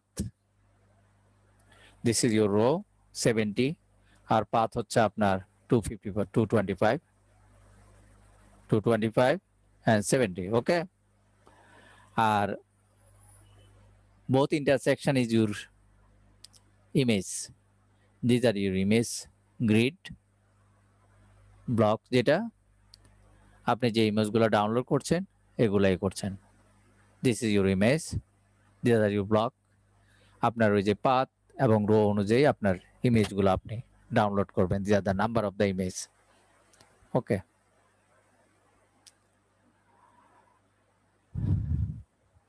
এখন যদি আমরা ল্যান্ডসেট ইমেজের কথা বলি ল্যান্ডসেট নিয়ে কেন কথা বলছি আমাদের হাতে ল্যান্ডসেটের ইমেজ अवेलेबल তাই না ম্যাক্সিমাম আমাদের ওয়ার্ল্ড ওয়াইড যারা কাজ করছে NASA Landsat dependent Lancet represents the world's largest continuous aquatic collections of space-based moderate resolution land remote sensing data. Last 4 decades of imagery আপনি ওখানে পাচ্ছেন provide a unique resource for who work in agriculture, geology, forestry, regional planning, education, mapping and global change global যে changes হচ্ছে রিসোর্সের সেটা scenario দেখার জন্য অথবা আদার্স পারপাসে ডিজাস্টার মিটিগেশন রিলিফের জন্য আপনি এই ইমেজগুলো ইউজ করতে পাচ্ছেন এবং অ্যানালাইসিস করছেন রেজাল্ট দিচ্ছেন সুতরাং আপনি ওয়ার্ল্ড ওয়াইড সব ধরনের কাজ কিন্তু ল্যান্ডসেট ডেটা থেকে আমরা হচ্ছে প্রতিদিন আপনি স্পিনজারে দেখবেন যে ল্যান্ডসেটের ডেটা ইউজ করে পাবলিকেশন হচ্ছে টুলস এন্ড টেকনিক্স আপনার হাতে আপনি GIS remote sensing tools techniques use করবেন কিন্তু ল্যান্ডসেটের আপনি ডেটা ইউজ করতে পারবেন এখন আমরা যদি দেখি ল্যান্ডসেটের যে 1 থেকে 5 যে ল্যান্ডসেট ইমেজ ছিল সেখানে আমরা 4টা স্পেকট্রাল ব্যান্ড ছিল 60 মিটার রেজোলিউশনের দ্য অ্যাপ্রক্সিমেট সিন সাইজ ছিল 170 kilometer north south and 185 kilometer east west 170 kilo north সাউথে ছিল 185 কিলোমিটার দ্য হিউজ এরিয়া একটা block on the other hand আমরা যদি ল্যান্ডসেট 45 এমএসএস ডেটা দেখি বেসিক্যালি এর ব্যান্ড ছিল 1 2 3 and 4 হ্যাঁ 5 তার আমরা এখানে কি পাচ্ছি green red near infrared and infrared near infrared 2 1 2 এটা ছিল ল্যান্ডসেট 1 and 3 এই যে এটা প্রথম ডেটা 1 and 3 ল্যান্ডসেট 1 থেকে 3 এমএসএস দেন 4 5 এমএসএস এসে এটা গ্রিন রেড নিয়ার ইনফ্রারেড 4 এখানে ব্যান্ড ছিল 4 5 6 7 যারা এই ডেটাটা নেবে তাদেরকে মনে রাখতে হবে ইটস 4 ইটস 5 6 and 7 পরে এসেছে 1 2 3 4 ব্যান্ড চেঞ্জ করা হয়েছে 4 5 এ গিয়ে স্পেকট্রাল ব্যান্ড মোটামুটি একরকমের ছিল স্পেকট্রাল ওয়েভলেন্থ যেটা ওয়েভলেন্থ প্রায় একরকমে হবে বিকজ কালার একই রকম। আমরা যদি গ্রিনের দিকে তাকাই, আমরা জানি যে ব্লু হচ্ছে 0.4 থেকে 5 থেকে 6 হলো গ্রিন, 6 থেকে 7 হলো রেড, নিয়ার ইনফ্রারেড 7 থেকে 8 থেকে 1.1 নিয়ার ইনফ্রারেড 2। তো দুটো ইনফ্রারেড দেওয়া হয়েছে। এখন আপনি এই ডেটাটাও কিন্তু ইউজ করার প্রয়োজন হয়, কারণ আমরা অনেক সময় হিস্ট্রিক্যালি 75 থেকে আমরা অনেক কিছু দেখতে চাই। যত পেছন থেকে যদি আমি দেখতে পারি, তত আমার জন্য অনেক সুবিধাজনক অবস্থানে আমি যেতে পারবো। এরপরে ল্যান্ডসেট 45TM থার্মাল ম্যাপার। বেসিক্যালি এইখানে আমরা 6টা স্পেকট্রাল ব্যান্ড পাচ্ছি, স্পেশাল রেজলিউশন 30 মিটারের, ব্যান্ডস 1 থেকে 5 পর্যন্ত অ্যান্ড 7, 6 নাম্বারটা হলো থার্মাল। তাহলে 6টা ব্যান্ডের মধ্যে 1 থেকে 5 অ্যান্ড 7 আপনার জন্য ল্যান্ড কাভারের ডেটা, 6 নাম্বার ব্যান্ডে আপনার থার্মাল ডেটা। এটারও আপনি যদি এক্সটেন্ড দেখি 170 কিলোমিটার নর্থ সাউথে, 183 কিলোমিটার ইস্ট ওয়েস্টে কিন্তু এর এক্সটেন্ড। তাহলে একটা ব্লক কিন্তু যথেষ্ট আপনি অনেক কিছু করার জন্য।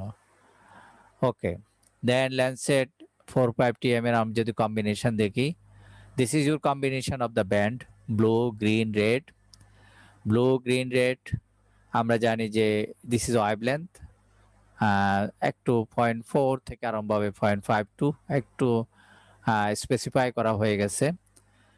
দেন 4 হচ্ছে নিয়ার ইনফ্রারেড, আর 5 short wave infrared 1 and short wave infrared 2, 7। Thermal হচ্ছে যে 6। থার্মালটা কেন আসলো এখানে? আগে কিন্তু থার্মাল ছিল না, এখন প্রশ্ন এটা, এখানে এসে থার্মাল কেন আসলো? যে 45TM 45TM শুরু হয়েছে। আমরা আগামী ক্লাসে হয়তো সেই ইস্যুটা নিয়ে কথা বলবো 87 এর দিকে, 1987-এ। তাহলে 75 এর দিকে আমরা স্যাটেলাইট জগতে প্রবেশ করলাম, 72 এর দিকে, তারপরে আপনার এখানে আসছি আমরা। আমি যদি একটু এখানেও ব্যাক করে যাই সুবিধার জন্য,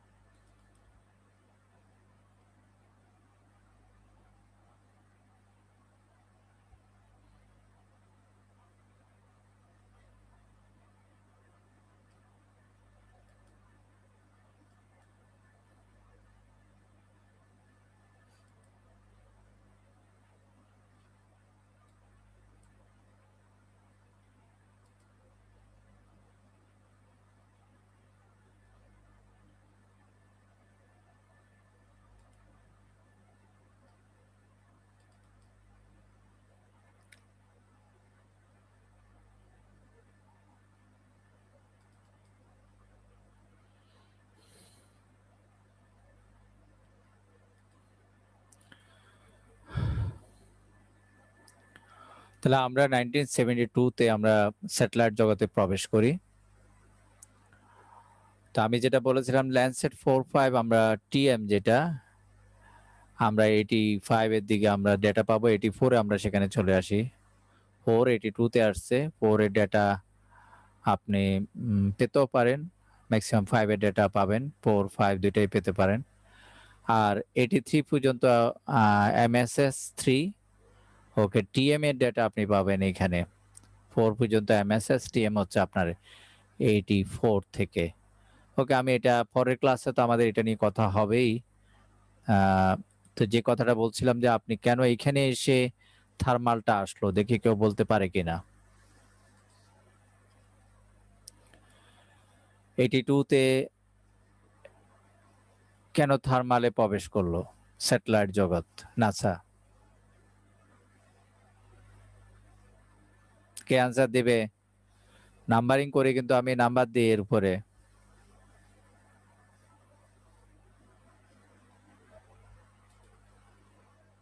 হ্যাঁ,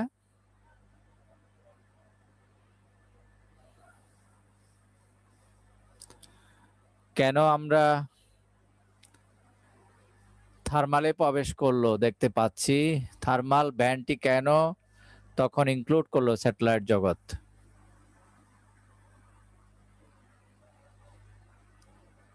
কি হলো স্কলাররা, কথা নেই কেন? Obaid, land surface temperature, Zubaida Sultana, হ্যাঁ কেন? land surface temperature measure করার জন্য। ল্যান্ড সার্ভে টেম্পারেচার কেন তখন দেখতে হলো? এটা জানি আমরা থার্মাল ল্যান্ড সারফেস টেম্পারেচার, শুধু ল্যান্ড সারফেস টেম্পারেচারের জন্য তো আর এটা না। বুঝলাম তোমারটাই আনসার যদি আমরা দিই সারফেস টেম্পারেচার, কেন দেখতে হলো?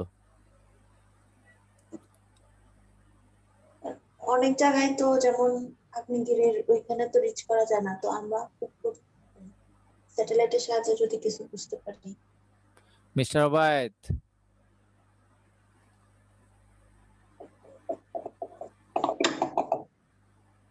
মিস্টার ওবায়েদ,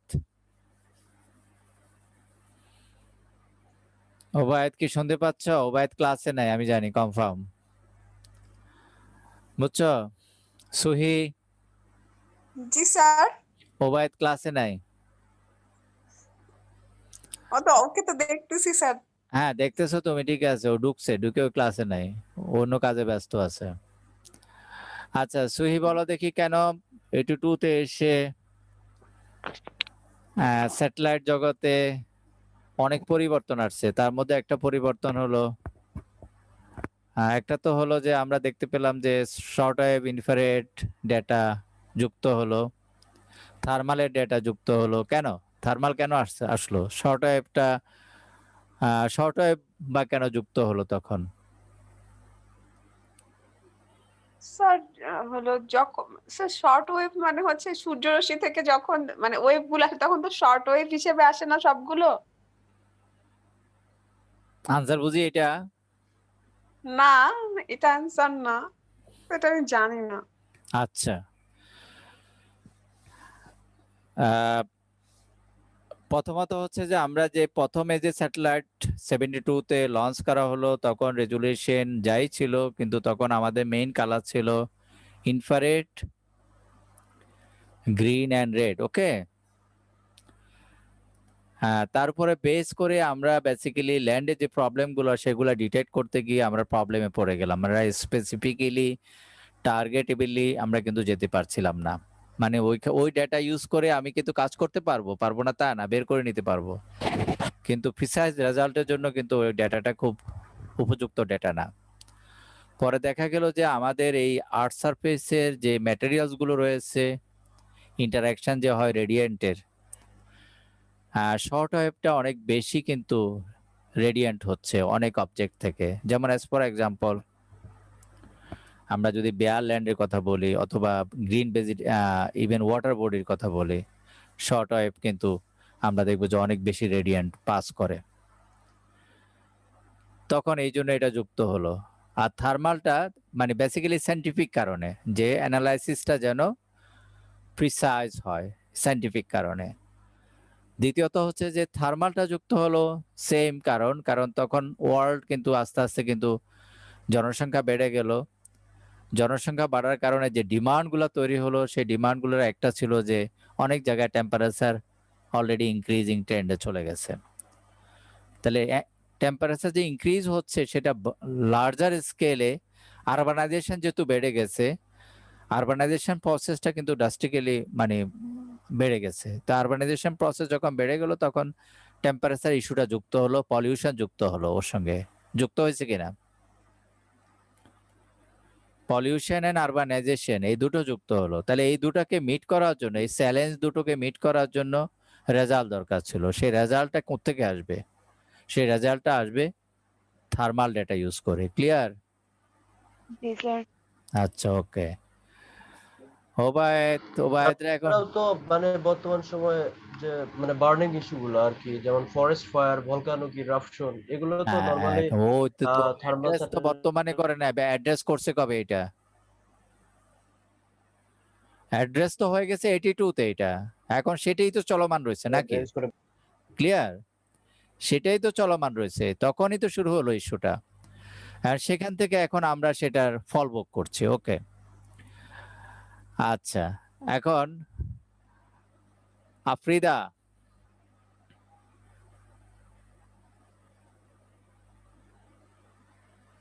আফ্রিদা,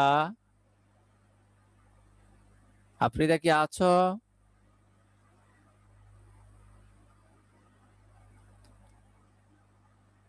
নুসরাত জাহান জেরিন তো আছো? জি স্যার হুম, আছে। আছো। তাসনিম আছে, আফ্রিদা নাই। জি হুম, স্যার আছি। আছো? কথা বলো না কেন? ওবায়দরে কি করব বলো?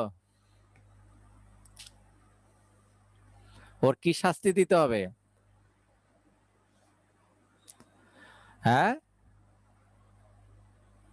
তোমরা সবাই মিলে সিদ্ধান্ত নাও।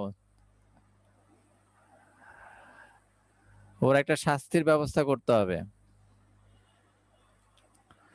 আচ্ছা, ওকে, ও শাস্তি পরে দেব, এখন আমরা কাজ করে যাই। এখানে কে জয়েন করছে?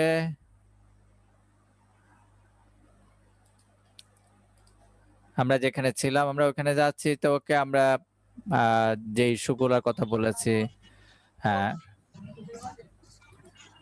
এরপর আমাদের সামনে আসছে যে ল্যান্ডসেট 4-5 এর ডেটার পরে আমরা ল্যান্ডসেট 7 এর ডেটা। ল্যান্ডসেট 7 কিন্তু খুব বেশি দিন কিন্তু অপারেট করেছে। ল্যান্ডসেট 6 ছিল, খেয়াল করো। আচ্ছা, 4-5 এর পরে 6 আসছিল কিনা? 6 ফেল করে স্যার। ল্যান্ডসেট 4-5 এর পরে 6 কোথায়? স্যার 6 ফেল করছে স্যার। হ্যাঁ, মিশন ফেল করছে স্যার। এটা ইয়ে করার পরে ওটা yes, thanks জাকারিয়া 10 এ 10। Okay sir. আচ্ছা, যারা পারবে তারা এখন থেকে নাম্বার পাওয়া শুরু করবে। ফেল করেছে, ওকে, থ্যাঙ্কস।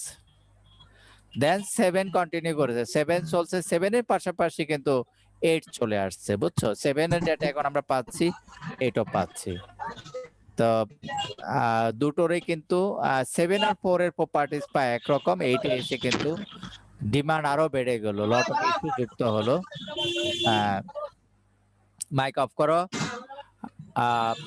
ডিমান্ড বেড়ে যাওয়াতে 8 এ এসে আমাদেরকে এডিশনাল ফ্যাসিলিটিস সেগুলা আমাকে, যেমন এখন 4-5 এ তো আমরা ছিলাম,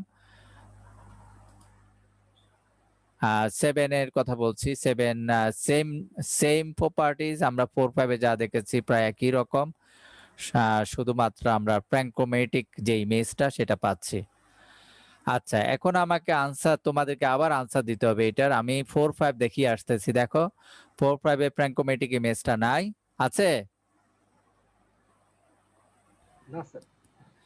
7 এ প্র্যাঙ্কোমেটিকটা যুক্ত হলো কেন বলো, এখন বলো।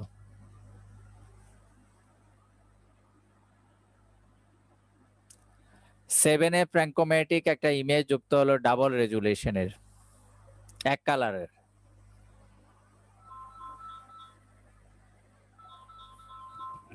এক মিনিট একটু। আসসালামু আপা।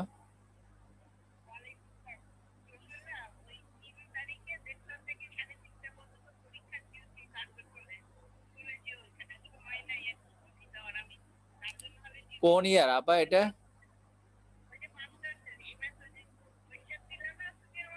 ও আচ্ছা, 3 তারিখ না? 3 তারিখ, আচ্ছা, 1:30 থেকে তো।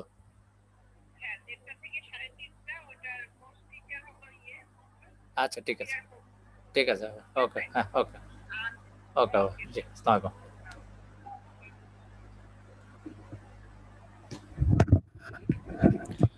ওকে, সরি। আচ্ছা, বলবে প্র্যাঙ্কোমেটিক কেন যুক্ত হয়েছে? তার ইমেজটা শার্পার ইমেজ পাওয়ার জন্য। হ্যাঁ, শার্পার ইমেজ পাওয়ার জন্য স্যাম্পলিং যাতে করা যায়। সাপোজ 30 মিটার ইমেজকে আমি চাইলে 15 মিটার রেজুলেশনে নিয়ে আসতে পারি স্যাম্পলিং করে।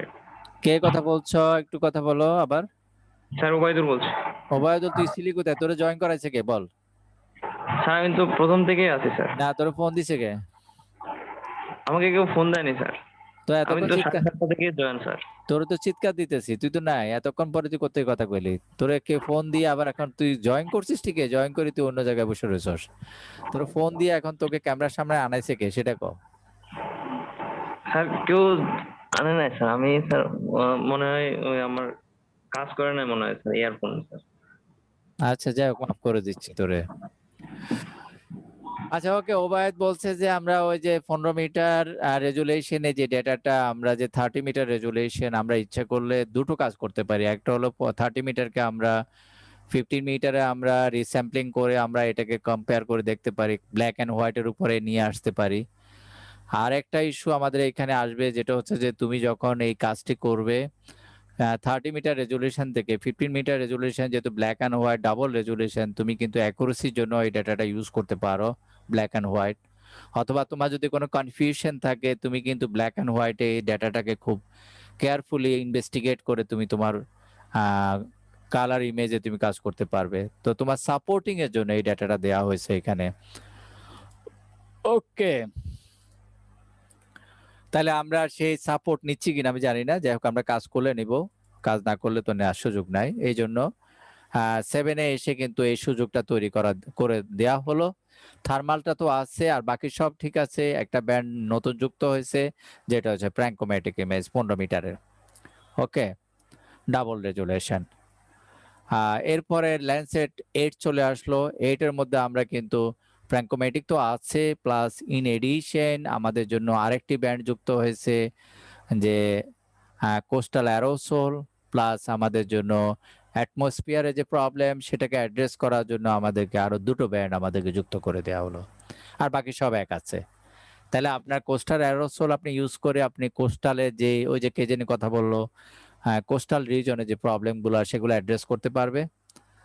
যে এইখানে যে ডেটা খেয়াল করো, নাম্বার 1 যে ব্লু কোস্টাল অ্যারোসোল ওটা দেয়া আছে।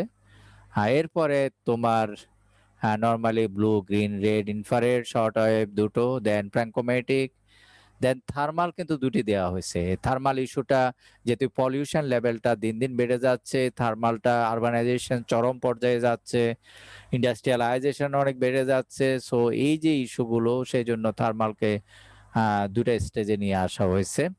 প্লাস সিরাস যেটা হলো আমাদের অ্যাটমসফেরিক যে প্রবলেম সেটাকে অ্যাড্রেস করার জন্য সিরাস এই ব্যান্ডটি দেওয়া হয়েছে। এখন এই যে ডেটার অ্যাভেলেবিলিটি, লট অফ ডেটা আছে। এখন আমি বেসিক্যালি এই ডেটাটা কিভাবে কাজে লাগাবো, রিমোট সেন্সিং ওই গাইডেন্সটা আমাদেরকে দিবে আমরা কিভাবে কাজে লাগাতে পারি। অ্যাটলিস্ট আমরা আমরা যদি ইউজার হই, আমরা যদি ইউজার হয়ে যে আমরা ডেটা নিয়ে কাজ করি, তাহলে আমরা কিন্তু আস্তে আস্তে করতে করতে সব ধরনের ডেটা ইউজ করা আমরা শিখবো। ওকে, এখন ওই যে 7 and 8 এর মধ্যে যে পার্থক্য, এবং ল্যান্ডসেট 8 আসতেছে, যাই হোক আমরা মোটামুটি একটা ল্যান্ডসেট 8 এর পরে 9 এসে যাচ্ছে, 2021-এ 9 এসে যাচ্ছে। সেখানে ইন এডিশন কি কি আসে আমরা একটু অপেক্ষা করে দেখি, নিশ্চয় আমাদের জন্য অনেক কিছু আরো এক্সট্রা থাকছে 9 এর মধ্যে। এখন আমরা আসবো যে কম্পোজিশনে। আমরা জানি যে this is there are red, green, blue combination, this is আমরা RGB কম্বিনেশন বলে থাকি। আচ্ছা RGB হলো কেন দেখি, আমাকে কে আনসার করবে?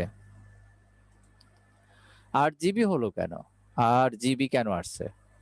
RGB বি আগে আসলো না কেন? ব্লু, গ্রিন, রেড হলো না কেন? আমরা তো ডেটা যখন দেখি যে আমাদের স্পেকট্রাম দেখি, যখন আমরা ওয়েভলেন্থ যখন দেখি আমরা দেখছি ব্লু হলো 0.4 থেকে 5, 5 থেকে 6 হলো তোমার গ্রিন, 6 থেকে 7 হলো তোমার রেড, তারপরে ইনফ্রারেড, তারপরে শর্ট ওয়েভ। হ্যাঁ ওকে, তাহলে এই আমরা যখন কালার কম্বিনেশনে যাচ্ছি, আমরা যখন বলছি রিয়েল কালার, তখন RGB কেন হলো? ন্যাচারাল কালার যখন বলছে RGB কেন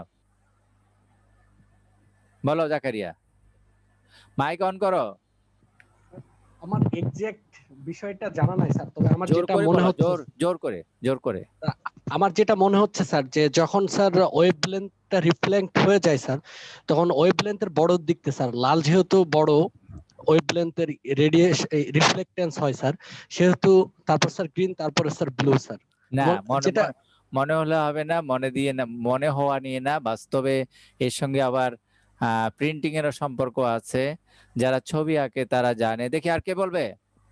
স্যার আমরা যে ওই ইলেকট্রিক সিস্টেমে আমরা যখন কোনো কিছু প্রেজেন্ট করি, কালার প্রেজেন্ট করি, তো ওখানে স্যার ওই যে রেড গ্রিন আর একটা হচ্ছে ব্লু, ওই তিনটা কালার ওখানে থাকতো আর কি। এটা স্যার ওই যে অনেক আগে থেকে টিভিতে স্যার যখন ওই যে ঝিরঝির করে তিনটা কালার দেখা যায়, তো ইলেকট্রিক প্রেজেন্টেশনের ক্ষেত্রে আমরা আরজিবি কালারটা অনেক আগে থেকে ব্যবহার করে আসছি, তো ওইটার সাথে ন্যাচারাল কালার মিলিয়ে সম্ভবত এখানে আরজিবি সিস্টেমটা করা আমি হয়েছে আর কি। বলছি যে আর কেন আগে, জি কেন পরে, তারপরে কেন বিটা এর পরে, এই যে সিকোয়েন্সটা কেন হলো, এই সিকোয়েন্সটা কেন? সিকোয়েন্সটাকে হয়ে আসছে তো অনেকদিন আগ থেকে, আজকে তো হয় নাই, কিন্তু এটা এই সিকোয়েন্সটা কেন তৈরি হলো?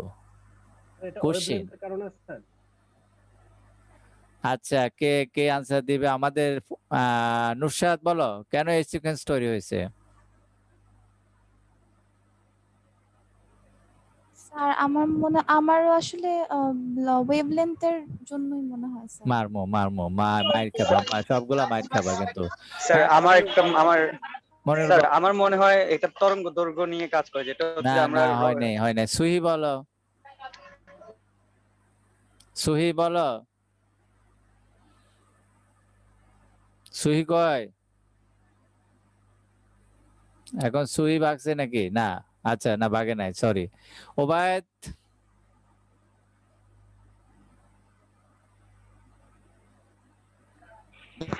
স্যার মোটামুটি রেড গ্রিন আর ব্লু মিলে তো হোয়াইট হয়, তাহলে এই তিনটা কালারকে যদি আমরা ফোকাস করি। আচ্ছা ছবি আঁকো না তোমরা? ছবি আঁকছো কেউ? ছবি এঁকেছো কেউ? জি স্যার। কে? সুহি। আচ্ছা সুহি, ব্লুর উপরে আমি যদি রেড দাগ দিই দেখা যাবে?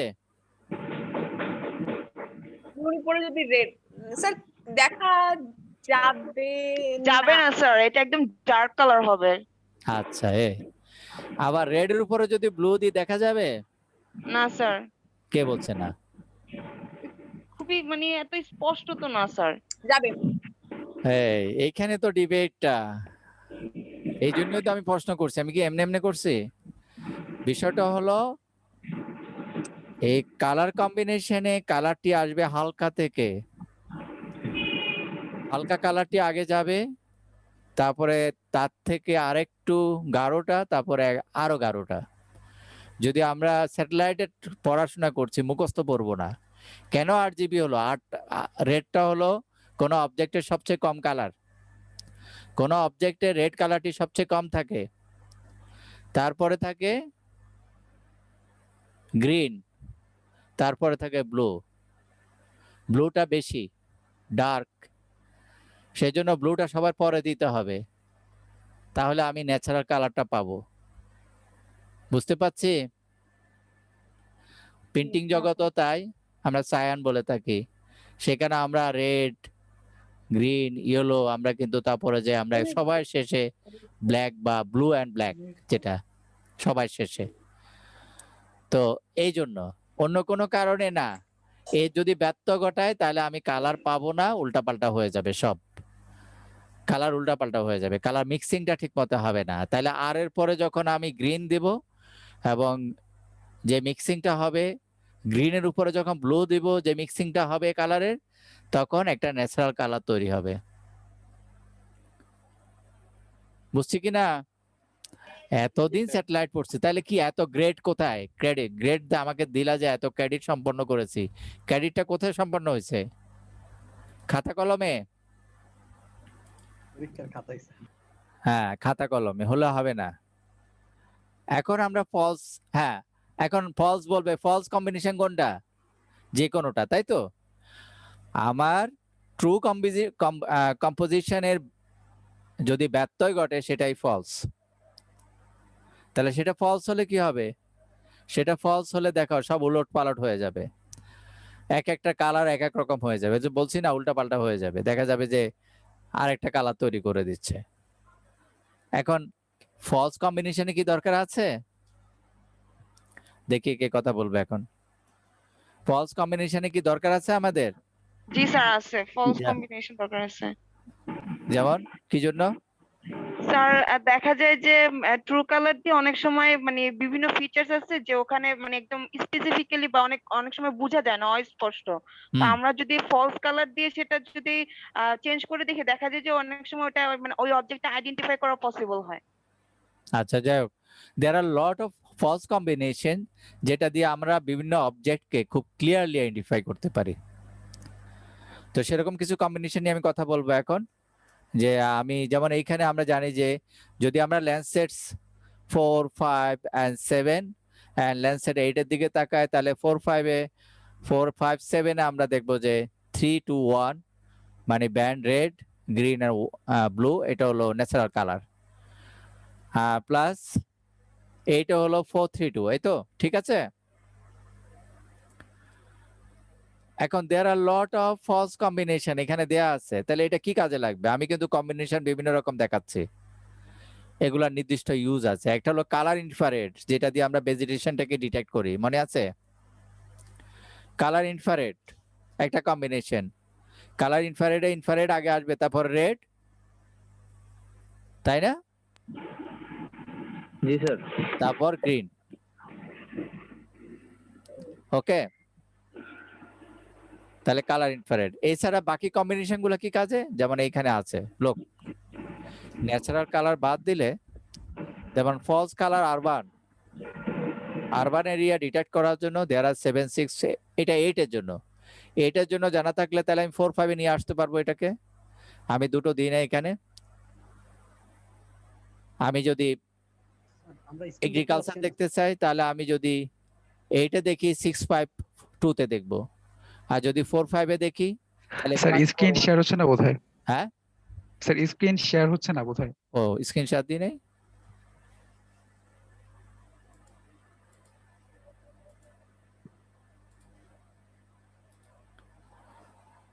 হ্যাঁ,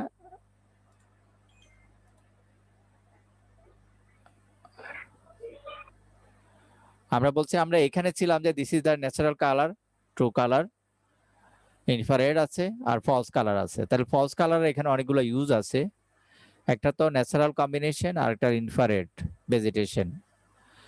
যেমন আমি যদি আরবান এরিয়া ডিটেক্ট করতে চাই, তাহলে 8 এর জন্য হলো 7, 6, 4 কম্বিনেশন দিয়ে আমি আরবান এরিয়া দেখতে পাবো।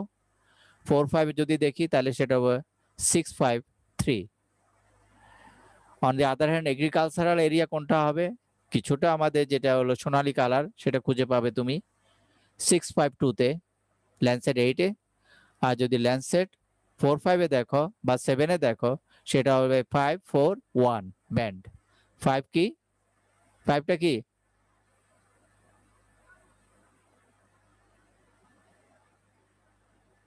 মুখে মুখে বলা কথা। 4, 5 এ 5টা কি? 4, 5 এ ব্যান্ড 5 কি?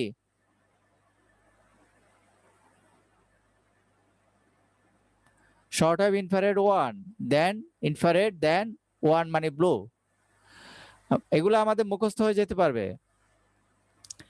যেমন হেলদি ভেজিটেশনের জন্য আমি যদি হেলদি ভেজিটেশন দেখতে চাই, 4, 5 এ দেখবো 4, 5, 1। আর যদি 8 এ দেখি 5, 6, 2, এখানে তো আছে। And others. ওকে, এগুলা কিন্তু তোমাদের অবশ্য যেহেতু এখানে আছে তোমরা দেখতে পাবে, এবং এগুলা কম্বিনেশন করলে তোমরা চমৎকার দেখবে যে তোমার অবজেক্টটা তোমার সামনে একদম ক্লিয়ার। এবং এতে সুবিধা কি, আমরা যারা সুপারভাইজ আর আনসুপারভাইজ ক্লাসিফিকেশন করব, তখন এই ধরনের কম্বিনেশন পরিবর্তন করে আমরা আমাদের অবজেক্টগুলো ডিটেক্ট করতে পারি।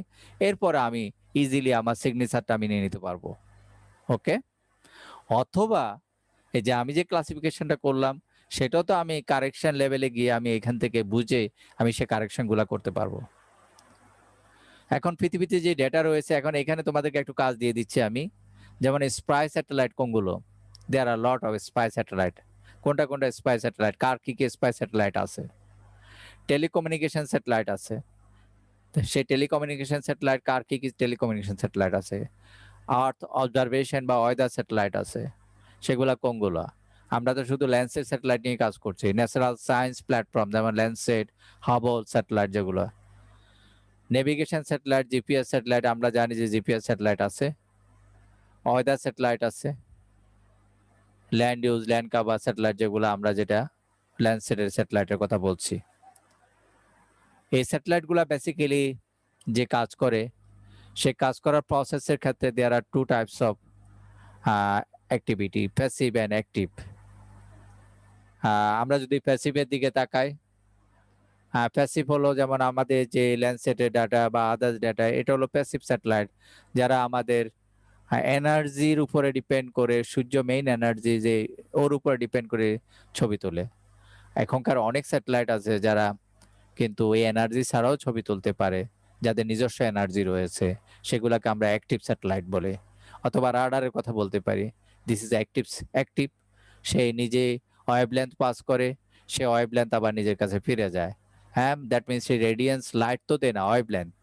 সে একটা ওয়েভলেন্থ পাস করে, সেটা অবজেক্টে যায়, কানেক্ট করে, সে অবজেক্ট কানেক্টে সে সেখান থেকে আবার রিটার্ন ফিরে যাচ্ছে, সেটা আবার সে রেকর্ড করছে, সে অনুযায়ী সে ওয়েভলেন্থটা সে আবার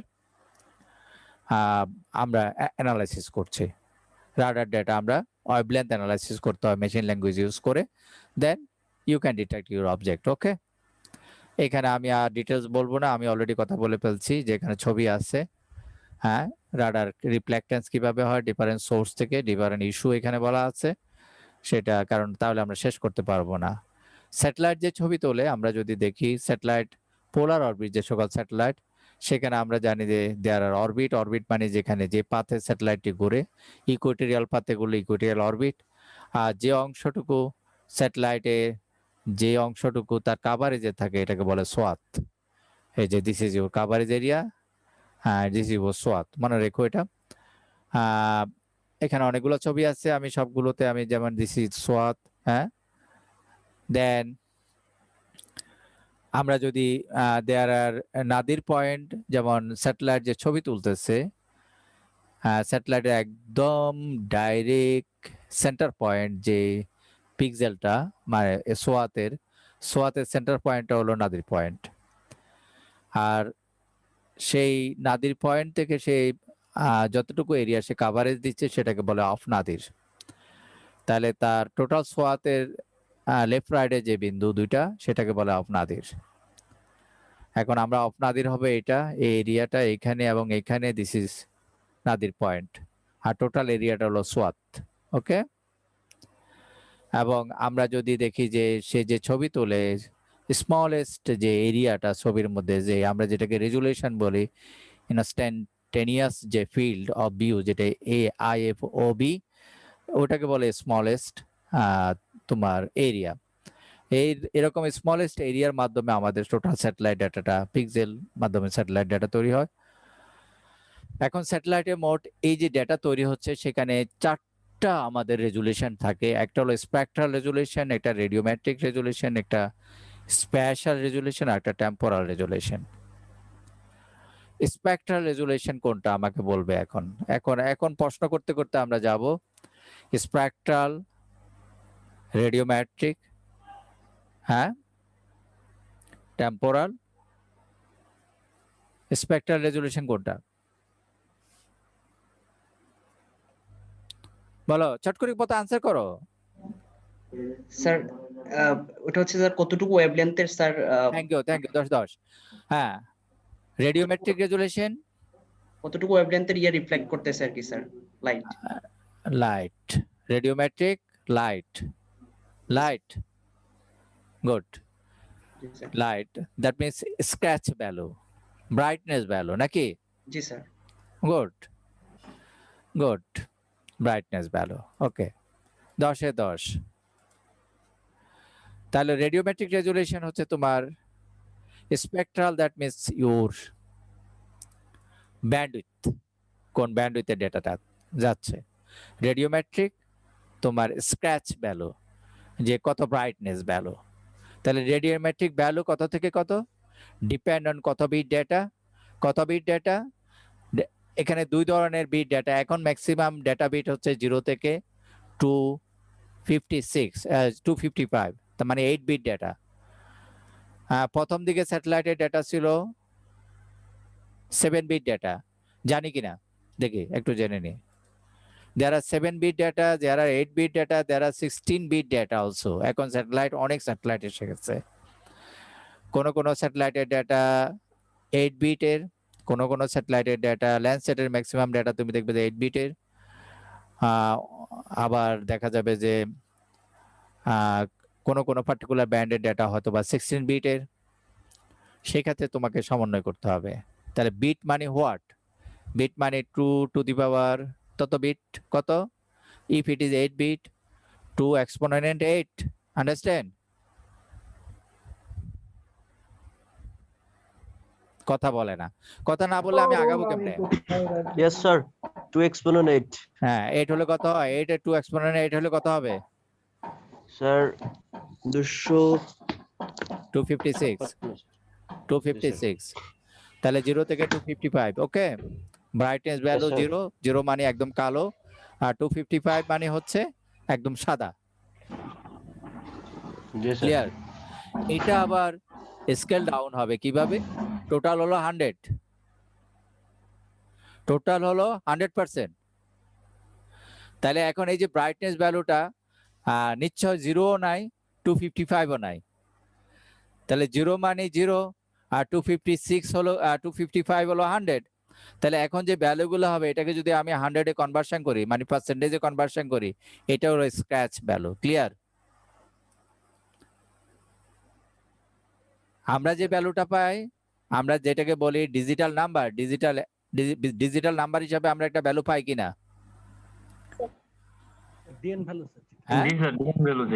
প্রত্যেকটা পিক্সেলের একটা নাম্বার আছে, প্রতিটি ব্যান্ডের মধ্যে একটা পিক্সেলের নাম্বার আছে কিনা? হ্যাঁ, প্রতিটি ব্যান্ডে, যে ব্যান্ডগুলোর কথা এতক্ষণ বলে আসছে, প্রতিটি ব্যান্ডের মধ্যে প্রত্যেকটা পিক্সেলের মধ্যে একটা নাম্বার আছে। এই নাম্বারটা কিছুই না, এই নাম্বারটা যে রিফ্লেক্টেন্স, এই যে বললাম যে এই যে কত ব্রাইটনেস ভ্যালুটা যখন আপনার পার্সেন্টেজে কনভার্সন হয়ে আসে, সেই নাম্বারটি দেখায় ওখানে। এই নাম্বারটি সবকিছু, সোজা কথা। আপনি যে কাজ করবেন এই নাম্বারটি মেইন। যদি এই নাম্বারটা আপনি পড়তে পারেন, বুঝতে পারেন, তাহলে রিমোট সেন্সিং আপনার জন্য এখন একদম 100% ওকে হয়ে গেছে। আপনি এখন সব কাজ করতে পারবেন। বুঝতে পারছেন কিনা? জি স্যার, বুঝতে পারছি স্যার। ওর মধ্যে যে নাম্বার, এটা নিয়ে খেলা করবেন এখন আপনি। কোন ব্যান্ডের কোন নাম্বার, কত কত কত কত। এই অবজেক্টটা ব্লুতে কত কত নাম্বার নিয়ে অবজেক্ট হয়, গ্রিনে কত কত নাম্বার থাকে, রেডে কত, কোন নাম্বারগুলো রেডের এই অবজেক্টের মধ্যে। ওকে, আমরা যখন ইমেজ দেখবো তখন আমরা ক্লিয়ার হয়ে যাবো আরো ইনশাল্লাহ।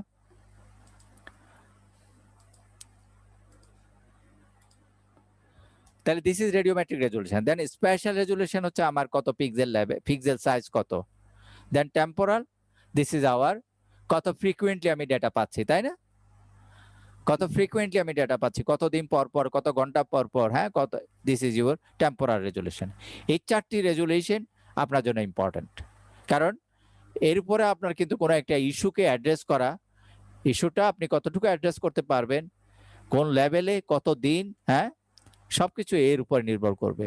কত ডেপথে যেতে পারবেন আপনি, যেমন কিছুদিন আগে আমি একটা কোয়ারিজে জবাব দিতে হয়েছে, যে প্রশ্ন করা হয়েছে যে মিডিয়াম রেজুলেশন ডেটা দিয়ে এই জিনিসটা অ্যাড্রেস করা যাবে কিনা। আমি বলছি নো, যেহেতু আমি নিজের ইস্যুতে আনসার দিচ্ছি, কারণ এই মিডিয়াম রেজুলেশন ডেটাটা এই কাজে ইউজ হয় না, হয়েছে এই কাজে, তাকে আমি বুঝিয়ে দিচ্ছি যে এটা এই কাজে ইউজ হয় নাই। তুমি যে কোশ্চেনটা করছো ওটা তুমি ঠিক করেছো, কিন্তু সেটা তো এই অ্যানালাইসিসে সেটা দেখানো হয়নি। ওকে,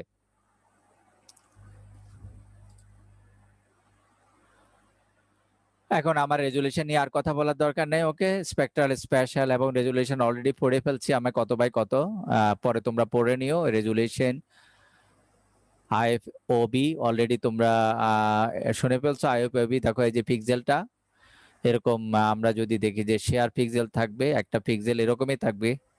ওকে, radiometric resolution, scratch value, brightness value যেটা, দেন এটা আবার স্ক্র্যাচ হবে, ম্যাক্সিমাম মিনিমাম ইন্টেন্সিটি যেটা, টেম্পোরাল রেজুলেশন কতদিন পর পর, দেন 4টা রেজুলেশন এক জায়গায় আসছে, 4টা থেকে দেন আমার ফাইনাল আমি যে কাজ করবো, এই 4টা রেজুলেশন মাথায় রাখতে হবে।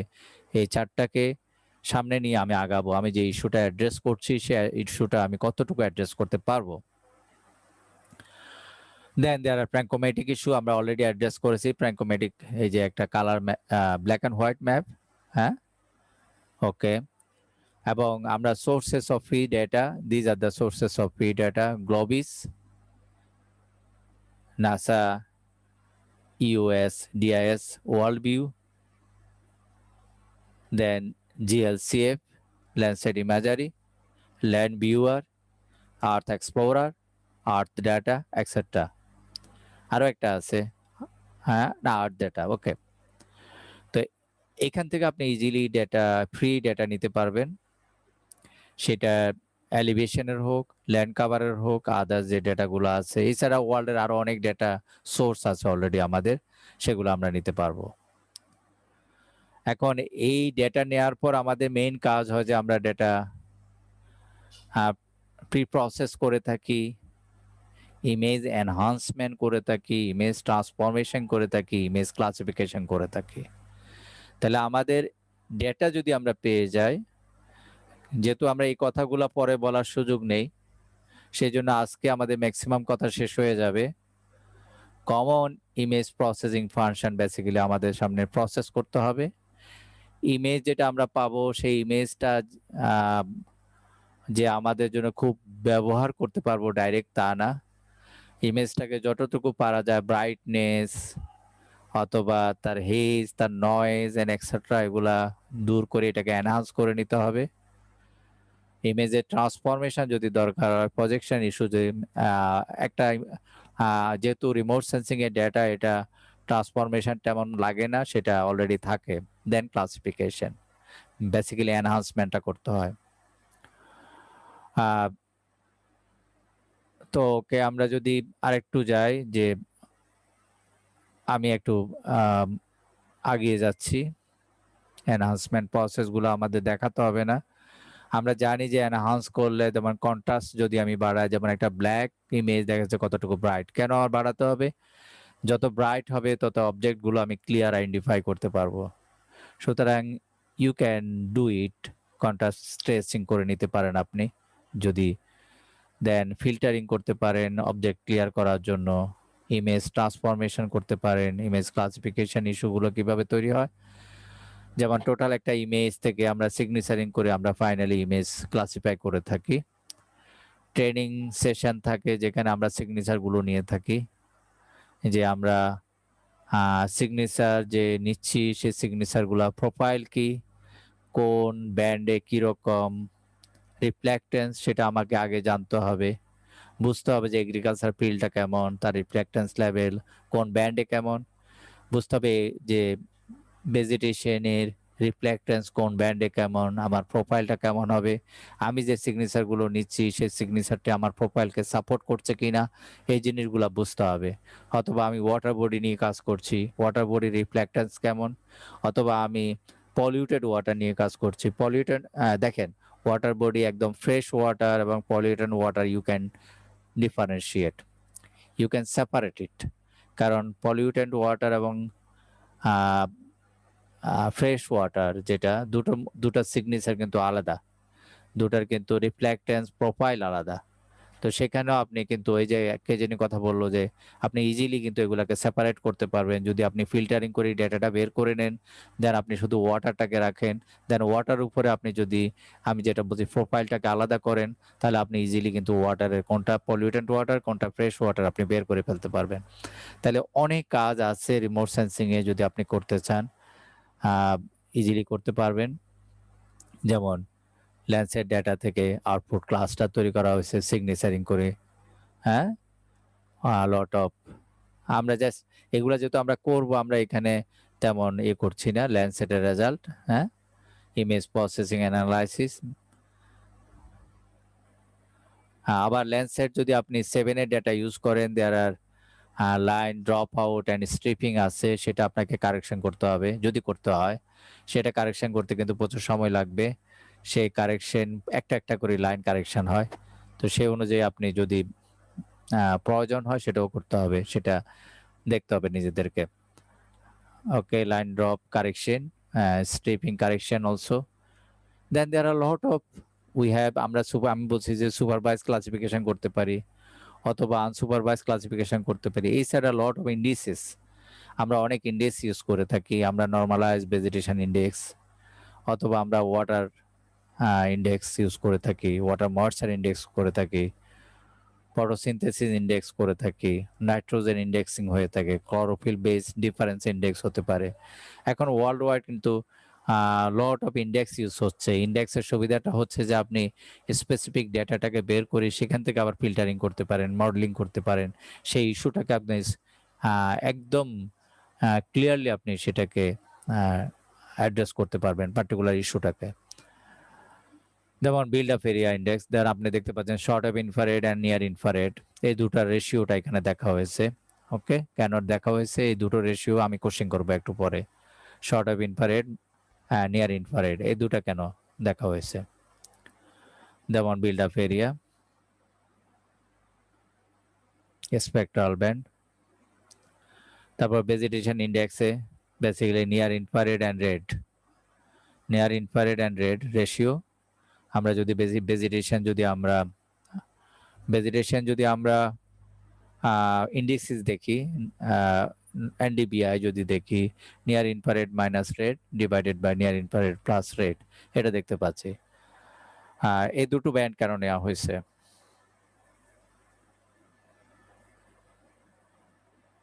কে কথা বলবে এখানে? ভেজিটেশনের ইন্ডেক্সিসে নিয়ার ইনফ্রারেড এবং রেড কেন নেওয়া হয়েছে?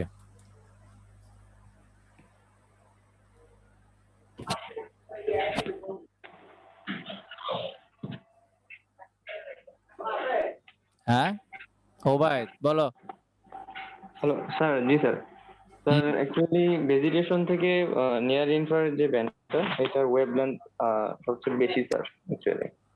তো ওখান থেকে আমরা যদি ভেজিটেশনের রেড ব্যান্ডটা মাইনাস করি তাহলে আমরা অ্যাকচুয়াল যে ভেজিটেশন কাভারেজ যেটা স্যার ওইটা মেইনলি ওয়াটার থেকে আমরা সেটাকে কনস্ট্রাক্ট বা আলাদা করতে পারি। আর কে বলবে? Why red infrared minus red, যাই হোক ফর্মুলা সেটা, কিন্তু রেড এন্ড ইনফ্রারেড এই দুটো ব্যান্ড কেন সিলেক্ট করা হয়েছে? স্যার ভেজিটেশন থেকে মূলত যে রিফ্লেক্টেন্সের রেডিয়েশনটা স্যার রিফ্লেক্ট হয় স্যার, সেটা red and sir near infrared এর মধ্যেই স্যার রেঞ্জটা থাকে স্যার। না না না, ঠিক আছে দেখি, অসুবিধা নেই, তোমরা বলবে, না বললে তো নাম্বার দেবো না। আগে তো 10-এ 10 পাইছো। আলামিন দেখি আমার ভালো ছাত্রটি কি বলে।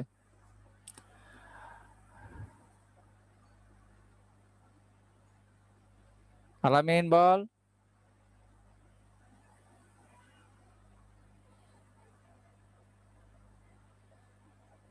রবিউল স্যার বলো। স্যার এটা কি এরকম হতে পারে কিনা যে এগ্রিকালচারাল ল্যান্ডে যদি ক্রপগুলো মানে একটু রাইপ হয়, পেকে যায়, ওই ক্ষেত্রে রেড কালারটা ওই ইস্যু করতে পারে স্যার। আচ্ছা যাই হোক, না তোমরা সবাই তো রিমোট সেন্সিং এ অনেক ক্রেডিট কমপ্লিট। কে বলো? হ্যাঁ স্যার এখানে হচ্ছে যে হ্যাঁ বলো বলো বলো, অসুবিধা নেই বলো। কই থেমে গেলা কেন? যে বলছি আপনি শুনতে পাচ্ছেন না?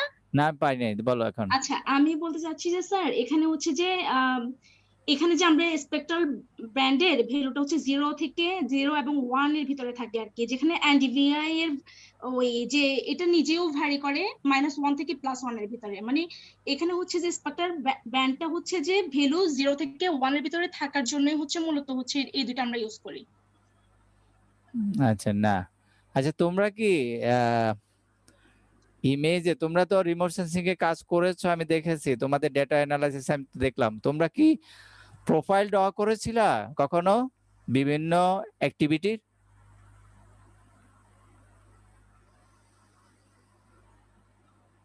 প্রোফাইল করেছিলা ইমেজের উপরে বিভিন্ন ইউজের? ধরো ভেজিটেশন, ওয়াটার বডি প্রোফাইল তৈরি করেছিলা? ওবায়দ করেছো? করেছিলাম স্যার, কিন্তু কনফিউশন আছে স্যার। আচ্ছা, আমি এখন ব্যাখ্যা দিয়ে দিই। যাই হোক, ওকে কনফিউশন যেহেতু আছে সবাইকে 10 এ 10 দিয়ে দিচ্ছি, অসুবিধা নেই। আসলে আমরা যখন প্রোফাইল ড্র করব আমরা দেখব যে ভেজিটেশন সবচেয়ে অ্যাবজর্ব করে রেড, সবচেয়ে বেশি রিফ্লেক্টেন্স হচ্ছে নিয়ার ইনফ্রারেড। ভেজিটেশন সবচেয়ে বেশি অ্যাবজর্ব করে রেড এবং রিফ্লেক্ট করে ইনফ্রারেড সবচেয়ে বেশি।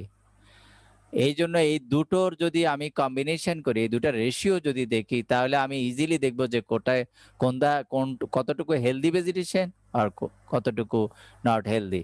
ক্লিয়ার? রেশিও থেকে আমরা পেয়ে যাব।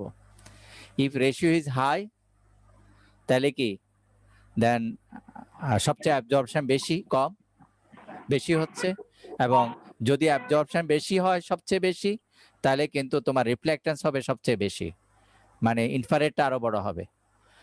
তাহলে এই দুটো যে রেশিও, এখান থেকে তোমার হেলদি ভেজিটেশন এবং তোমার সিক ভেজিটেশন ইজিলি বের হয়ে যায়। এই জন্য, এবং আমরা যতগুলো ইন্ডেক্স ইউজ করছি ম্যাক্সিমাম ক্ষেত্রেই তাই, আমরা রেশিও ক্যালকুলেট করার জন্য আমরা চুজ করি অ্যাবজর্ব অ্যান্ড রিফ্লেক্টেন্স হাই কোথায়, সবচেয়ে বেশি অ্যাবজর্ব করছে কোন ব্যান্ডটি, সবচেয়ে বেশি রিফ্লেক্ট করছে কোন ব্যান্ডটি, ওই অবজেক্টটি, ওই পার্টিকুলার ওয়াটার বডির ক্ষেত্রে সেরকম, ভেজিটেশনের ক্ষেত্রেও সেরকম, বিল্ড আপ এরিয়ার ক্ষেত্রেও সেরকম, অথবা আদার্স যতগুলো আছে। ক্লিয়ার? ওকে, আমরা যখন প্রোফাইল ড্র করব তখন আমরা দেখে নেব এগুলা। ওকে, তখন আমাদের দেখা হয়ে যাবে। আমি বুঝছি তোমরা ভুলে গেছো, অসুবিধা নেই, আমাদের রিভিউ হয়ে যাচ্ছে। তো ওকে, আমরা যে ইন্ডেক্স গুলো ইউজ করবো, আমি বলছি যে ইন্ডেক্স আমি জাস্ট রিভিউ করে যাচ্ছি। আমরা অনেকগুলো ইন্ডেক্স ইউজ করবো। Look here, there are chlorophyll level absorbed in the red level, look, red, then near infrared red is, then near infrared highest. তো এই কারণে আমরা ভেজিটেশনের এই ইন্ডেক্সটা ইউজ করছি, এবং অন্য সেক্টরও তাই। যে এখানে আমরা দেখতে পাচ্ছি হেলথি ভেজিটেশন রেড, এই যে 6 থেকে 7 রেড, আমরা জানি red is highest absorb, then your healthy vegetation তোমার গ্রিন ইনফ্রারেডটা বেশি। সয়েলের ক্ষেত্রে কি আনহেলদি ভেজিটেশন কেমন? লোক, আনহেলদি ভেজিটেশনের লাইনটার দিকে তাকাও, অ্যাবজর্পশন কমে গেছে, রিফ্লেক্টেন্সও কমে গেছে, তাহলে রেশিও ছোট হয়ে যাবে। হেলদি ভেজিটেশন অ্যাবজর্ব বেশি, রিফ্লেক্টেন্সও বেশি। বুঝতে পারছো কিনা? তো সুতরাং প্রত্যেকটা ইন্ডেক্সে আমরা এইটা হলো বেসিক্যালি আমরা যখন প্রোফাইল ড্র করব তখন আমরা কিন্তু ইজিলি আমরা ডিফারেন্সিয়েট করতে পারবো কোন জিনিসটা কি কেমন হচ্ছে। এবং সিমিলারলি এগ্রিকালচারাল ল্যান্ড এখানে যখন আসবে, এটার সঙ্গে এগ্রিকালচারাল ল্যান্ড মিলবে না, হ্যাঁ, কারণ এগ্রিকালচার আর ভেজিটেশনের রিফ্লেকশন একরকম না। আবার একই জায়গায় যখন প্রোফাইল ড্র করব তখন লাইন দেখে বোঝা যাবে যে এটা এগ্রিকালচার কিনা, কোনটা বুশল্যান্ড কোনটা এগ্রিকালচার, সেখান থেকে তোমাকে বের করতে হবে। ওকে, আমরা এখানে জাস্ট কিছু ল্যান্ড ইউজ আছে, যে ওয়াটার বডির যেমন এই যে clean water, look clean water and turbid water, যেটা তোমার যেখানে ময়লা আবর্জনা আছে ওর রিফ্লেক্টেন্সটা লক্ষ্য করো, ওর রিফ্লেক্টেন্সটা বেশি, আর ক্লিন ওয়াটার অ্যাবজর্ব বেশি। ইজিলি আমরা দুটোকে ডিফারেন্সিয়েট করতে পারবো। এবং এখানে লট অফ ইন্ডেক্স আছে গ্রিন এবং নিয়ার ইনফ্রারেডের। গ্রিন তার মানে সে সবচেয়ে বেশি অ্যাবজর্ব করে ওয়াটার, নিয়ার ইনফ্রারেডটা সে রিফ্লেক্ট করে, সেজন্য এই দুটো আমরা কম্পেয়ার করব। আর আরেকটা মডিফাইড ইন্ডেক্স রয়েছে ওয়াটারে, সেখানে গ্রিন এবং শর্ট অফ ইনফ্রারেড ইউজ করা হয়। সেখানে গ্রিনটাকে নেওয়া হচ্ছে, শর্ট অফ ইনফ্রারেডটাও সে রিফ্লেক্ট করে, সেই অনুযায়ী শর্ট অফ ইনফ্রারেডটাকে পরবর্তীতে মডিফাইড করা হয়েছে।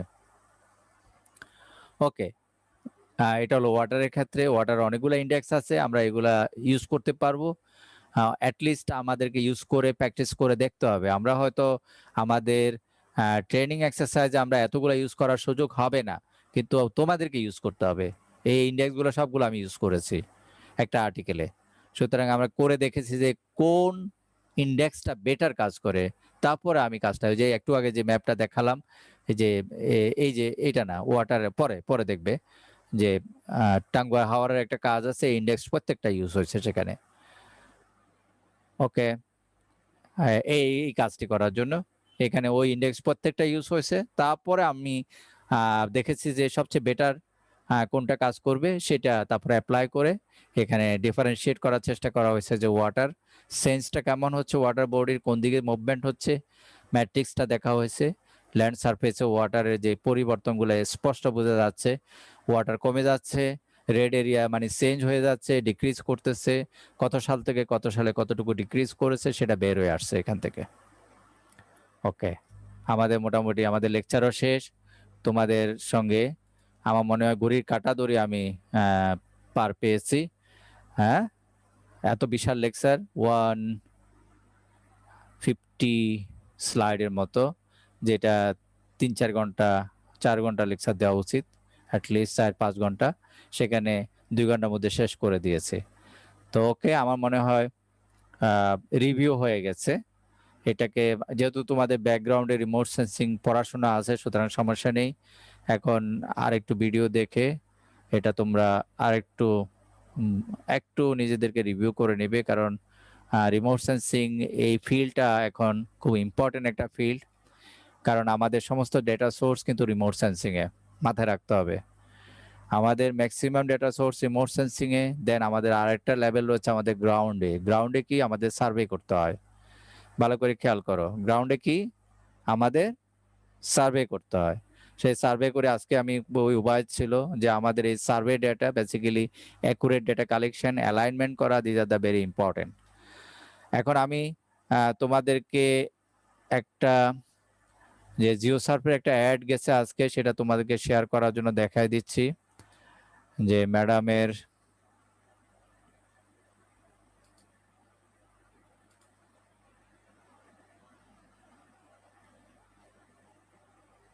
স্ক্রিন শেয়ার করলে সমস্ত দেখতে পাবো স্যার।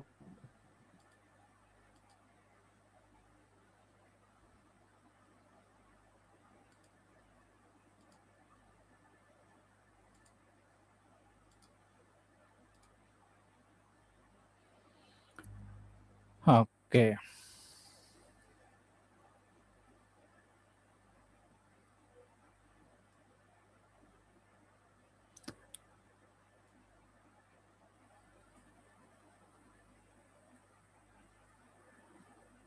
আজকে এই অ্যাডটা গিয়েছে, এটা কন্টিনিউয়াসলি যাচ্ছে, খেয়াল করো। বেসিক্যালি 17টা সিট অলরেডি বুক দিয়ে রাখছে, 8টা সিট খালি আছে। তোমরা যেহেতু অ্যাম্বাসেডর, তোমাদের দায়িত্ব হলো তোমাদের প্রোফাইলে অ্যাডটা সার্কুলেট করে দেয়া। ক্লিয়ার? এটা জিও সার্ফে আছে, তোমাদের অ্যাম্বাসেডরের দায়িত্ব পালন করতে হবে, ইনশাল্লাহ করে যাবে নিশ্চয়। যার যার প্রোফাইলে যেন অ্যাড চলে যায়। ওকে, বুঝতে পারছি কিনা? জি স্যার। তো ওকে, জিও সার্ফ থেকে অ্যাডটা নিয়ে তোমরা প্রোফাইলে শেয়ার করে দেবে। আর বলছি যে এই রেকর্ডগুলো রাখবে, রেখে জমা করে রাখবে, পরে সাবমিট করবে। আমি তো বলছি যে 3 জনকে আমরা তোমাদের অ্যাম্বাসেডর সার্টিফিকেট দেব বেসড অন ইউর অ্যাক্টিভিটি। সবাইকে অ্যাম্বাসেডর সার্টিফিকেট দেওয়া হবে না কিন্তু। তো সুতরাং তোমরা এটা মেনটেন করবে ইনশাল্লাহ। ঠিক আছে, দেখা হবে ইনশাল্লাহ। কবে দেখা হবে? আগামী মঙ্গলবারে, তাই না? মঙ্গলবার, জি স্যার। ওকে, ইনশাল্লাহ আগামী মঙ্গলবার। আলামিন, মঙ্গলবার। ওকে, আল্লাহ হাফেজ। না, আল্লাহ হাফেজ। আসসালামু আলাইকুম। আসসালামু আলাইকুম। ওয়ালাইকুম সালাম।